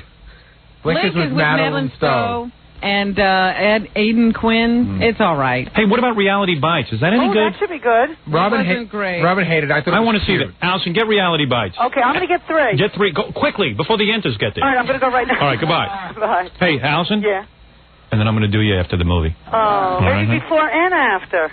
Oh, don't text. Yeah, Allison, I've been with you 20 years. No, we did it the other day twice. That was the first time in our marriage we ever did it twice. The same day. Wait a second, the other day, like 9 a.m. and midnight? No, it was it was about 7 hours separation. Pretty good. Was it that much? Yeah. But I don't think I can do that again. What happened? Well, first of all, it's just that when you're a young lover and you first meet someone, you can do it 5 times. And you have to find time to be alone. No, it's not even that. We've had 3 kids. I've seen babies come out of there. And I mean, it's a different kind of love you have after 20 years. I don't want to hear that. Right, Al? I don't want to hear that either. You want a new kind of love, you better teach it tricks. You know what I mean? So the thing is that... yeah, Saturday night, I promised her a little... What we're going to do is get into bed. No, I asked you how it happened on that day that you wound up doing it twice. Who knows? Oh, I don't know what it was. I was on vacation. I was really relaxed. Oh, it was a fluke. He forgot that we already did it. Yeah. So I'm going out Friday night with the guys, and we're going to... I don't really want you coming home too late tonight because I want to get some rest. No, I'm not going to disturb you. Okay. Why don't you go to sleep in the girls' rooms, and then I won't disturb you, seriously. No, I really want to sleep in my bed. You know what her problem is? What? Whenever I go out, to play cards. No, he disturbs me when he comes. She's up anyway. He wakes me up. So you're such a light sleeper, you go right back to bed. He wakes me up to tell me about his night. Funny. Yeah. Is there any chance on Saturday night that you might watch a movie and get bored and then forget to do it, or is it's definite? No, we could get very tired. We have kids. I mean, but it's definitely going to happen? Yeah, your life is going to change. This Saturday it's going to happen, but it is possible, too. And I always smell, like on Saturdays, because I always forget to shower. My wife goes, I don't want to do it if you go shower. And I go, I'm too tired to shower. What's wrong? Then I'm all stinky because I've gone to the bathroom a couple of times on Saturday. You should shower with her. I don't. Oh, I hate that. Bring her in. He's so tall that all the water goes on him. Yeah, I don't like to shower with her. You got that big tub. No, I don't like that. You know, you have like little jets or something in your tub? Yeah, but we don't like that. We tried to do it. Remember we tried to do it in that tub? I don't know if we tried to. We did, and you were all uncomfortable. Well, it's, you know. It was too big for you. It takes over the whole tub. And then I get in the shower with her, and I can't get near the water, and I get all cold and chilly. No, and I don't want to do that. I can't get near the water. Yeah, and then she starts yelling at me, and it gets into a fight. So I'd just rather lay her down on the bed and do it there. I'll just lay you down on the bed and do it there. Fine. Believe me, you'll have a good time. I'll fiddle around with you, and then we'll do something. Oh, I'm really looking forward to this. It'll be over in a few minutes. You'll never know what hit you. Right. Yeah. We could actually take a bath together if I didn't have arms and legs. That would be easy. Then we'd fit. Just a torso. Right. I'm in the best shape of my life, so my wife gets a real treat. She gets to see a really muscular guy. You know. It's wonderful. You should get Howard a hot tub, man. Yeah. That'd be good. Where would you like him to put that? When I'm single, I'll get a hot tub. How's that? I'm telling you. When my wife leaves me. I'd love to be in there with you. He won't like it, Joe, because you're thinking about like being in there with beer and champagne. He doesn't even drink. He'd hate it. Yeah, I'd love it if I was. Listen, if I was with Allison. If I was a single guy and I invited a couple of strippers over and I had a hot He'd tub. be hot tubbing. I got my wife. She ain't looking for no hot tub. She's looking for it to get over with and then get back to the movie. Oh, I am not. He wants to get back to the movie. Allison, you'd want a hot tub, wouldn't you? I love hot tubs. See? She sounds like a lot of fun, but I'm telling you, she doesn't want it. No, it's you, Howard. Me and Mary Lou Henner will hot tub. My wife and I can go right in the bed. I am a lot of fun, and look who I'm married to. She doesn't think I'm fun, Allison. You aren't. Listen to you. I know I'm not. Thank you, Robin. Yeah, but what am I going to do? I'm not fun. You could lighten up a little, and anytime he winds up doing something, he enjoys it, but he imagines that he'll hate everything. Right, Howard, just for an example, I know that you don't drink, but did you ever think of like having a little champagne on a Saturday night? No. Maybe loosening things up a little? No, I would never do that. No. But he doesn't need to drink to have a good time. You know what I'm going to do? I'm going to put on that bozo nose like I used to do. That's kind of fun. And then I'll do you. Yeah, that's dressing up for you. I'll put the bozo nose on the way home. I got a bozo nose. All right, honey, I got to go. Just go rent some movies before these yentas. You know what these yentas do? They get there to the theater, to the video as soon store. as it opens. And they run out. Hurry up and run out. All right, I'm on my way. All right, goodbye. Bye.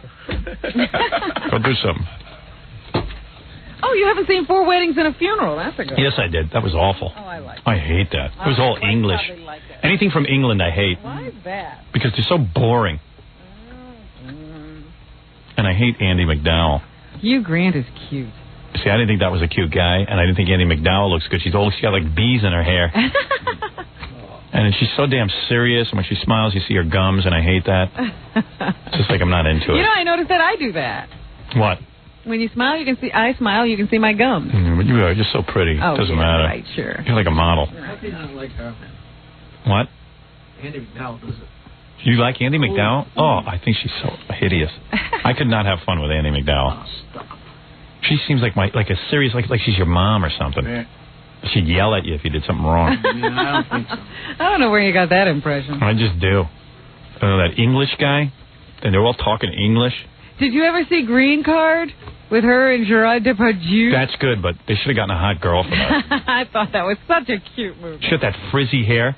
She looks like one of those off-Broadway Yiddish theater movie hairs. I see Jewish girls on Long Island with hair like that. Oh, she's cute. There's no way of getting around that. Well, frizzy. And she's like one of those people that doesn't insist on wearing a lot of makeup because she's a model, but she doesn't want to play up her looks. Ugh. She'd yell at you and stuff if you weren't acting mature. All right, so go watch Kim Basinger. That's a hoser. Mama Lucian. That's a girl. I'm sorry, but she and Alec Baldwin don't even look like they know each other in this film. Good. I can imagine myself in between them. No, they're trying to make love, but I see no chemistry at all. Did Alex shave his chest down, or did he keep all that hair on his chest? I don't even remember. It's almost like whenever he does, like, he takes his shirt off, it's like he's still wearing a shirt. Yeah, he's matted. He's got a mat on his chest. Yeah. He's wearing a floor mat. A fetch. What? In that movie, Kim does full frontal nudity. Really? Oh. Well, does she shave down? No. Does she have a lot of hair? Average. She's got an average amount of hair. So like a woman at a nudist colony? Who could even remember this? Well, Robin, how would you would? No wonder you didn't like the movie. You got Breathless memorized. You know what Richard Gere's I know what like. that looked like. What's black? Going on top of her head. Oh, really? Yeah, it's not that. Wow, that's awful. I was more interested in the secondary couple, that Michael Madsen and Jennifer Tilly. They're great. She gets naked, too. She's naked, too? Yeah, she looks real nice. Hey, does Kim Bassinger have big breasts? Yeah, great breasts. I thought they looked great, but they weren't that big, but they looked great. They were tight. Yeah, but definitely C cups, guy. Come on, are you kidding? You know what it is? You're getting spoiled by breast implants. No. I mean, I just didn't think. I thought they were. John, what's with your crotch, man? I can see. Look at that. Did you see that? That's what I had to look at this morning. Dude, come on, get it together. Don't come to work like that. No, that's my that's a bathing suit because I didn't have any pants today, so it's the only pair of pants I would clean. But he's just hanging out. Why don't you go get a pair of pants? I know. I just didn't have anything clean. His whole genitals are hanging out of his pants. I walked into the office this morning and they were sitting on a chair. Lift up your T-shirt. Look at this. And you could imagine when he's sitting down, there's nothing holding him back. Yeah, and you see his whole penis and everything. Yeah, I know. Everything was just... bathing suit under his pants, and that he's worn that same thing here in the summer, so it shouldn't be any different. Yeah. That's what it is. Come on, dude. Get it together. The whole crotch is ripped out. Rob, what are you looking at? No, I'm telling you, they were laying on the chair this morning. All right, come on. You guys get out of here, and let me finish. Let me even start the news. Ridiculous. I mean, you can't even finish the news if I start it. We're doing a 12-hour show today. I haven't even eaten my lunch. Go ahead, Robin. Oh, I'm supposed to start now? It's up to you. Would you? O.J. Simpson was in court again yesterday. He'll be in court again today. This is the last day for pretrial hearings where the defense will try to get some evidence thrown out. They think that Judge Lance Ito will make a split decision. He will throw out some evidence, and he'll keep others. Why has he got that computer on his desk, that little laptop? What's he do with that? I think he's playing computer games. I think he's playing Prince of Prussia or whatever that is. Persia. Super Mario Brothers. He never once uses it. He's got a little computer on there. He has always open a laptop. Maybe he has those nude color images, those screensavers. Nude screensavers you can look at. Flipping through the little catalog there. That'd be really funny, like, as a comedy sketch, to see Judge Ito and he's got his computer and everything. What is Judge Ito watching? They wind the camera around, you see him, like, with some, like, video games and stuff. He got very upset at the TV people who released the report about the sock. And he said it was a false report. Oh, really? There's no sock with blood on it? They were being kind of couchy with the information. So there must be Nicole's blood somewhere on something that was in O.J.'s house. We just don't know what. So, like, it wasn't a sock, it was like his underpants or something. Who knows? We'll have to wait for the trial, but obviously there was something somewhere. I'd like to know where O.J.'s garment bag is that guy Kardashian was carrying. Why doesn't that upset anyone? Why isn't that upsetting anyone who's right? Maybe we don't know it's upsetting anyone because they're not telling us. Maybe they're trying to keep that a secret. But anyway, the families keep marching before the press. Last night, O.J.'s mother, Eunice, was interviewed by Connie Chung on CBS, and here's a portion of it. She says she asked O.J. if he killed Nicole. Oh. So then we'll solve the whole case. He said, no, Mommy, I love her. Mommy. No, Mommy, I loved her, but no one else could have her. And then she says this was O.J.'s reaction when she asked him why they considered him a suspect. O.J., you didn't kill him. I don't know why they consider you a suspect. You didn't kill her. O.J., how'd they find blood on you? I don't know, Mommy. I squeezed his hand, and I said, did I hear right? and he, just kind of squeezed my hand.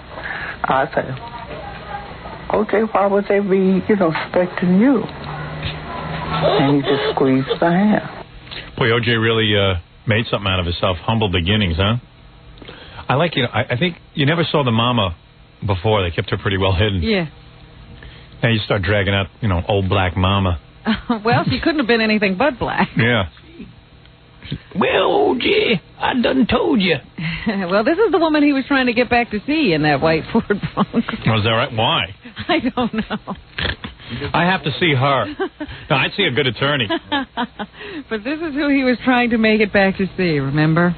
What else does Eunice have to say about her sons? Well, OJ, I said to him, please take off the ski mask so I can kiss you hello. Take your bloody glove off the bed. I believe he cannot get a fair trial. Why? Why not? Because of the media. They convicted him from the days that they made him a suspect. Because of the evidence. He was convicted already. Yeah. And what does she think it'll take to save OJ now? Jackie Marlowe. Jailbreak. I'm expecting a miracle. That's the only thing that's going to take now to save him. It's a miracle. Yeah. So there you have it from the lips of Eunice Simpson. How she feels about her son right now. And here is Shirley Baker, who is OJ's sister. She talks about the OJ she knows. OJ I know is really a superhero. He wears a cape and leotard. So I don't know what any of this is. OJ could actually pull out those bars with his bare hands and bend them and fly away. Oh, you know what OJ needs to get out of jail? He needs a miracle like where Superman flies in. And turns back time. Turns back time. Or the other Superman, the one with the mule, Chuck Connors, comes in and pulls out the bars with his donkey. There you go. He's a very caring person. Yeah. We know a different OJ, I think, than what the public knows of OJ. The public knows OJ as OJ Simpson, the superstar, the football player, the Hertz commercial. We know OJ as a son, as a brother-in-law, an uncle, a father. We know OJ. OJ. We know OJ. We know OJ, and he is a good man. Yeah, well, that's, even like Hitler's mom. I knew him as a nice guy. Yeah, he was like a good guy. I don't know why he's killing all the Jews. He's basically a great guy. He's nice to dogs. Has pets, has kids. He was a funny man. Used to crack jokes. Yeah, he used to put on clown masks. I mean, OJ was a great guy. Except for when he beat up Nicole and the other first wife. They said, Cindy Adams the other day on Geraldo said that Marguerite was in hiding. Nobody knows where she is. Smart, she's still hiding. Yeah. She didn't know OJ's locked up. I tell you, I know OJ, them bars aren't strong enough. OJ's a great guy. Remember the time I was eating a Hershey bar and he beat me with my Barbie doll over my head. I don't know, man. What can you say? Yeah, well, we'll wait for the trial. Meanwhile, the members of the grand jury that sat and heard evidence or testimony about Michael Jackson are now coming forward to speak to the press about what they heard and saw during those several months of witnesses and testimony and so-called evidence. And here is Edward Marin of Santa Barbara to say how he felt about Michael Jackson after sitting on that grand jury. Okay. I would have decided that he was innocent. No way could I have come up with a guilty verdict in the face of all the testimony. Well, they never heard the testimony of the little kid, did they, in the grand jury? No, they never did, but they said, you can't do that. You can't bring down an indictment on testimony you don't hear. Yeah. So he says from what he heard, there was nothing to indict, that. right. And here's another statement. From Ed? Yes.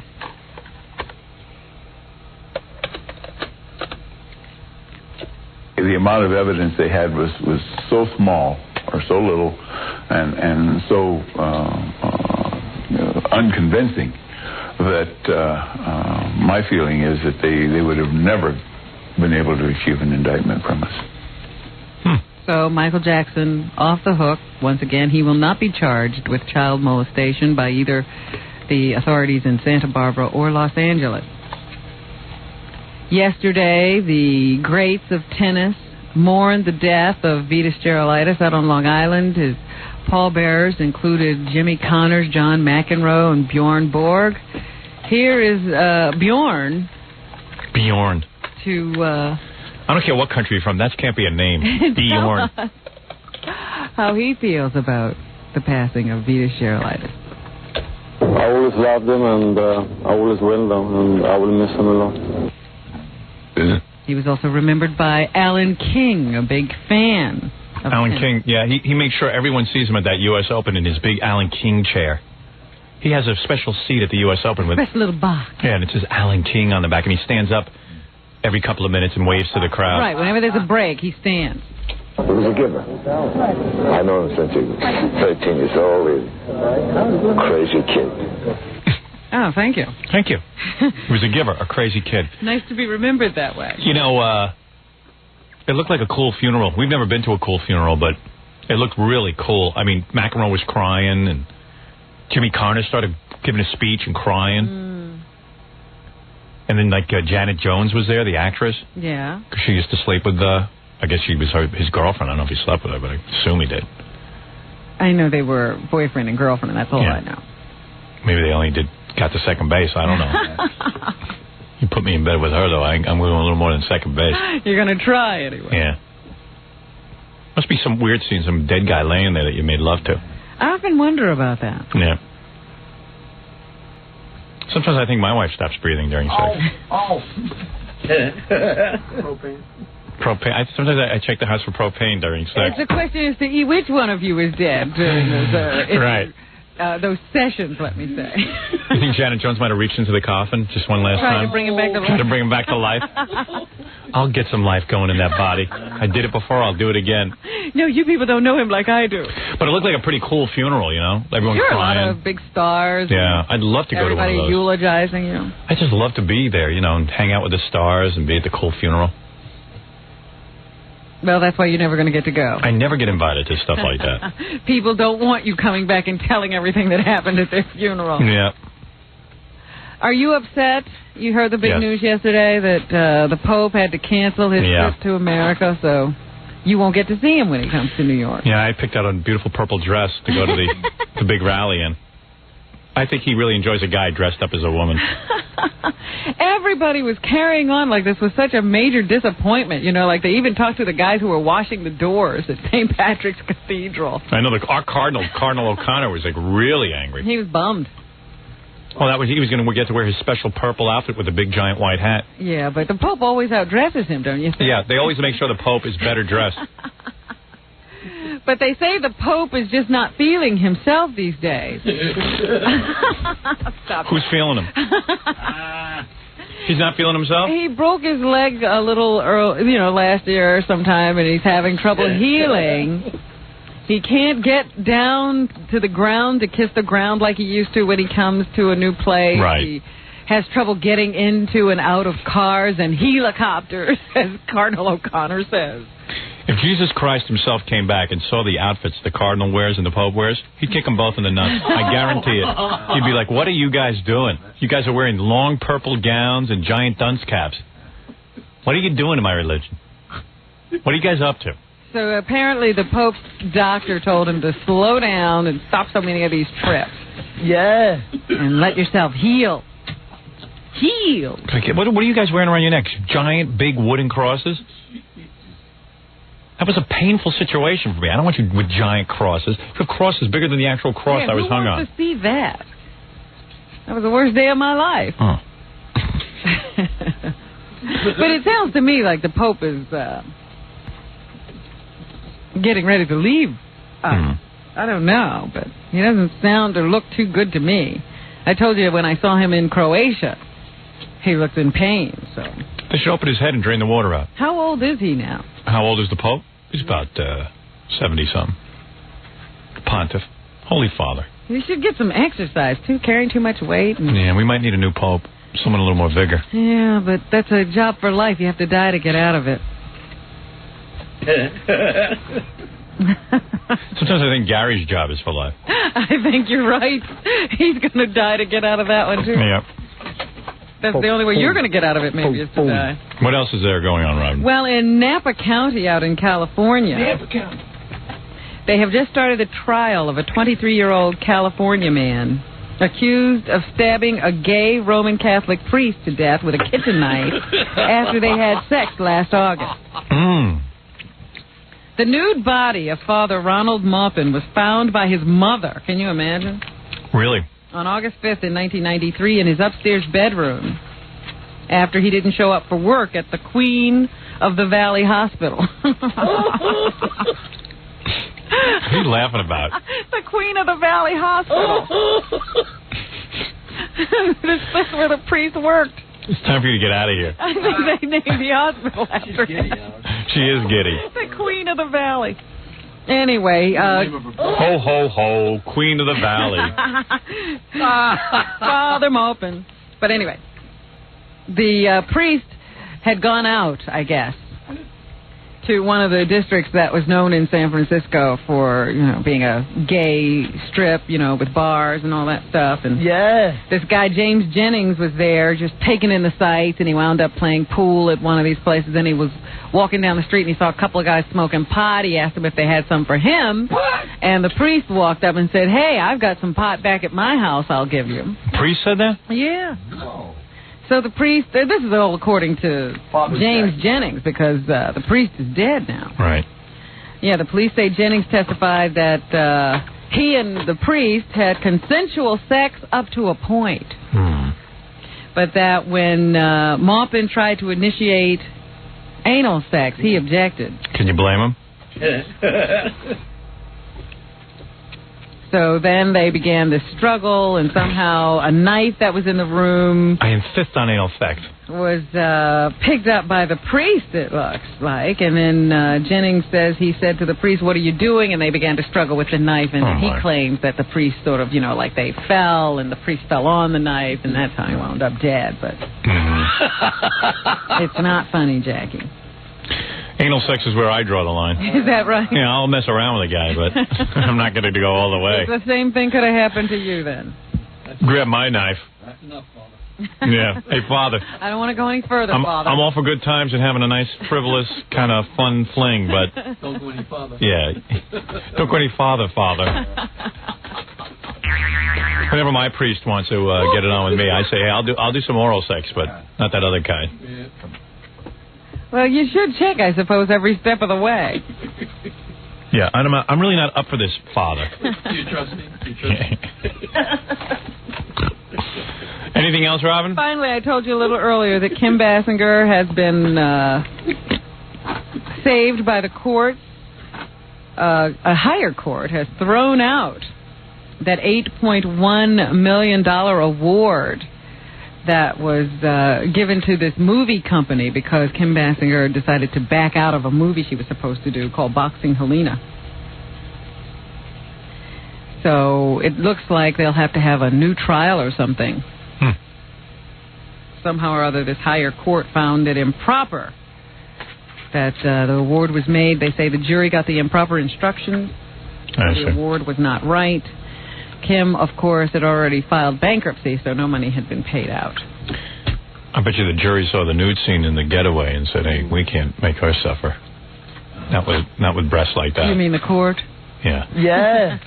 All right, very good, Robin. That's what's happening. Thank you, and we want to thank everyone for listening, and watch our E-show tonight. I don't know what's on. I think the second part of John Wayne Bobbitt with all the girls. Oh, that was a two-parter? Yeah. Yeah, the girls come in tonight. What is it? I want to leave. Don't introduce a new topic. I'm not. I'm just going to let you know that the Food Emporium definitely carries your book. Okay. And they ran out. They can't keep it on the shelves. Is that right? Yeah. All right, the Food Emporium. Did I say the Food Emporium didn't? Yeah, somebody thought that they didn't, but they do. But they do. Everyone should know the Food Emporium, which I am a big fan of, carries the book. Well, yeah, the earlier facts we had said that every book listed on the top 10 was on the shelves except yours. So they assumed that the Food Emporium was not carrying the book. Obviously, they are selling out of the book. All our fans should flock to the Food Emporium. Also, David Lee Roth tickets, just to remind you, I never got to give them away, but where is David Lee going to be? He's going to be at the Academy here. Maybe you could do that. You know what? If you want to call in now, we'll take the first 5 callers from New York. He's going to be at the Academy tomorrow night, and tickets are available at the Irving Plaza box office, Ticketmaster phone charge, and tickets will be on sale at the Academy box office the day of the show only. And if you want to win some tickets, call now. What's that number? 955-9292. All right, and you'll pick up? Yes. Okay. 5 pairs to give away. Also, Jackie New Rave Joke Page Martling. To order Jackie's Wild Comedy CD, it's $10 plus free shipping and handling. The price includes full-color 20-page Jokeland catalog. Call 1-800-323-5464 tonight for 2 big shows at the Comedy Connection in Nathaniel Hall in Boston, Mass. Hurry over and see Jackie. There's only a couple of tickets left. For raunchy jokes and info, call 516-922-WINE. Good luck tonight, Jackie, in Boston. Thank you, boss. Also, Mary Lou Henner's show airs at 9 o'clock in the morning. You can watch that syndicated. Also, Monday through Friday. It's 9 here. Check your local listings. Tori Spelling show will be on I got it right here. Monday. Oh, that's right. Monday on NBC. Starring in A Friends That Die For. And also, I'll be in a rare appearance, September 30th, I'll be at the Crown Bookstore in DuPont Circle in Washington, D.C. from 1:30 to 3:30 p.m. Come over, say hi. I'll sign the paperback. And also... I don't know why you do this. People are already complaining. You haven't even been to anywhere to sign anything yet. What are you talking about? People have been faxing in complaints. I have read. Complaining about what? Yes, they've been complaining about the fact that you signed books the last time, and they stood in line, and you never even got near them, to where they were in the line. So are you going to stay for an honorable amount of time? Yes, I will. All kinds of things. Absolutely, I will. People just are so ungrateful. Well, I'll do the best I can, but also come there and meet Pam Antonelli, who will be joining me. Pam Antonelli will be... standing by. She's the librarian who was fired from Weslaco, Texas library system. You try to do a good deed and look what people do. Join Crash Test Norris, Spiral. Spiral. I don't know what this means. Spiral Staircase? No, September 20. That's the name of the place. Yeah, but you got to fill in some words in between that. Join Crash Test Norris. He'll be playing at a place called Spiral, September 27th. Proceeds benefit God's Love We Deliver. Oh, we're doing a charity gig. No one's going to pay him to do that. Join Boy Gary with his special friend Stuttering John Elephant Boy and Miss Howard Stern at the Fizz in Langhorne, Pennsylvania tonight. That's what John's band. Don't forget to buy Stuttering John's new CD, which is surprisingly good, available at record stores everywhere. And to get on Stuttering John's mailing list, call 201-942-OUCH. Don't forget on pay-per-view, Ace Ventura Pet Detective and Major League 2. Call your local cable system or check your guide for viewing details. Brought to you by Warner Brothers and Request TV pay-per-view. If you're planning a wedding or Christmas party and you need a mobile DJ, now's the time to call Scott the Engineer's Rocket Entertainment at 718-BAG-5040. Or Scotto, he says. Music. The way you like it. Where's my sycophants? There you go. And we'll see you next week. 97.1 The Eagle.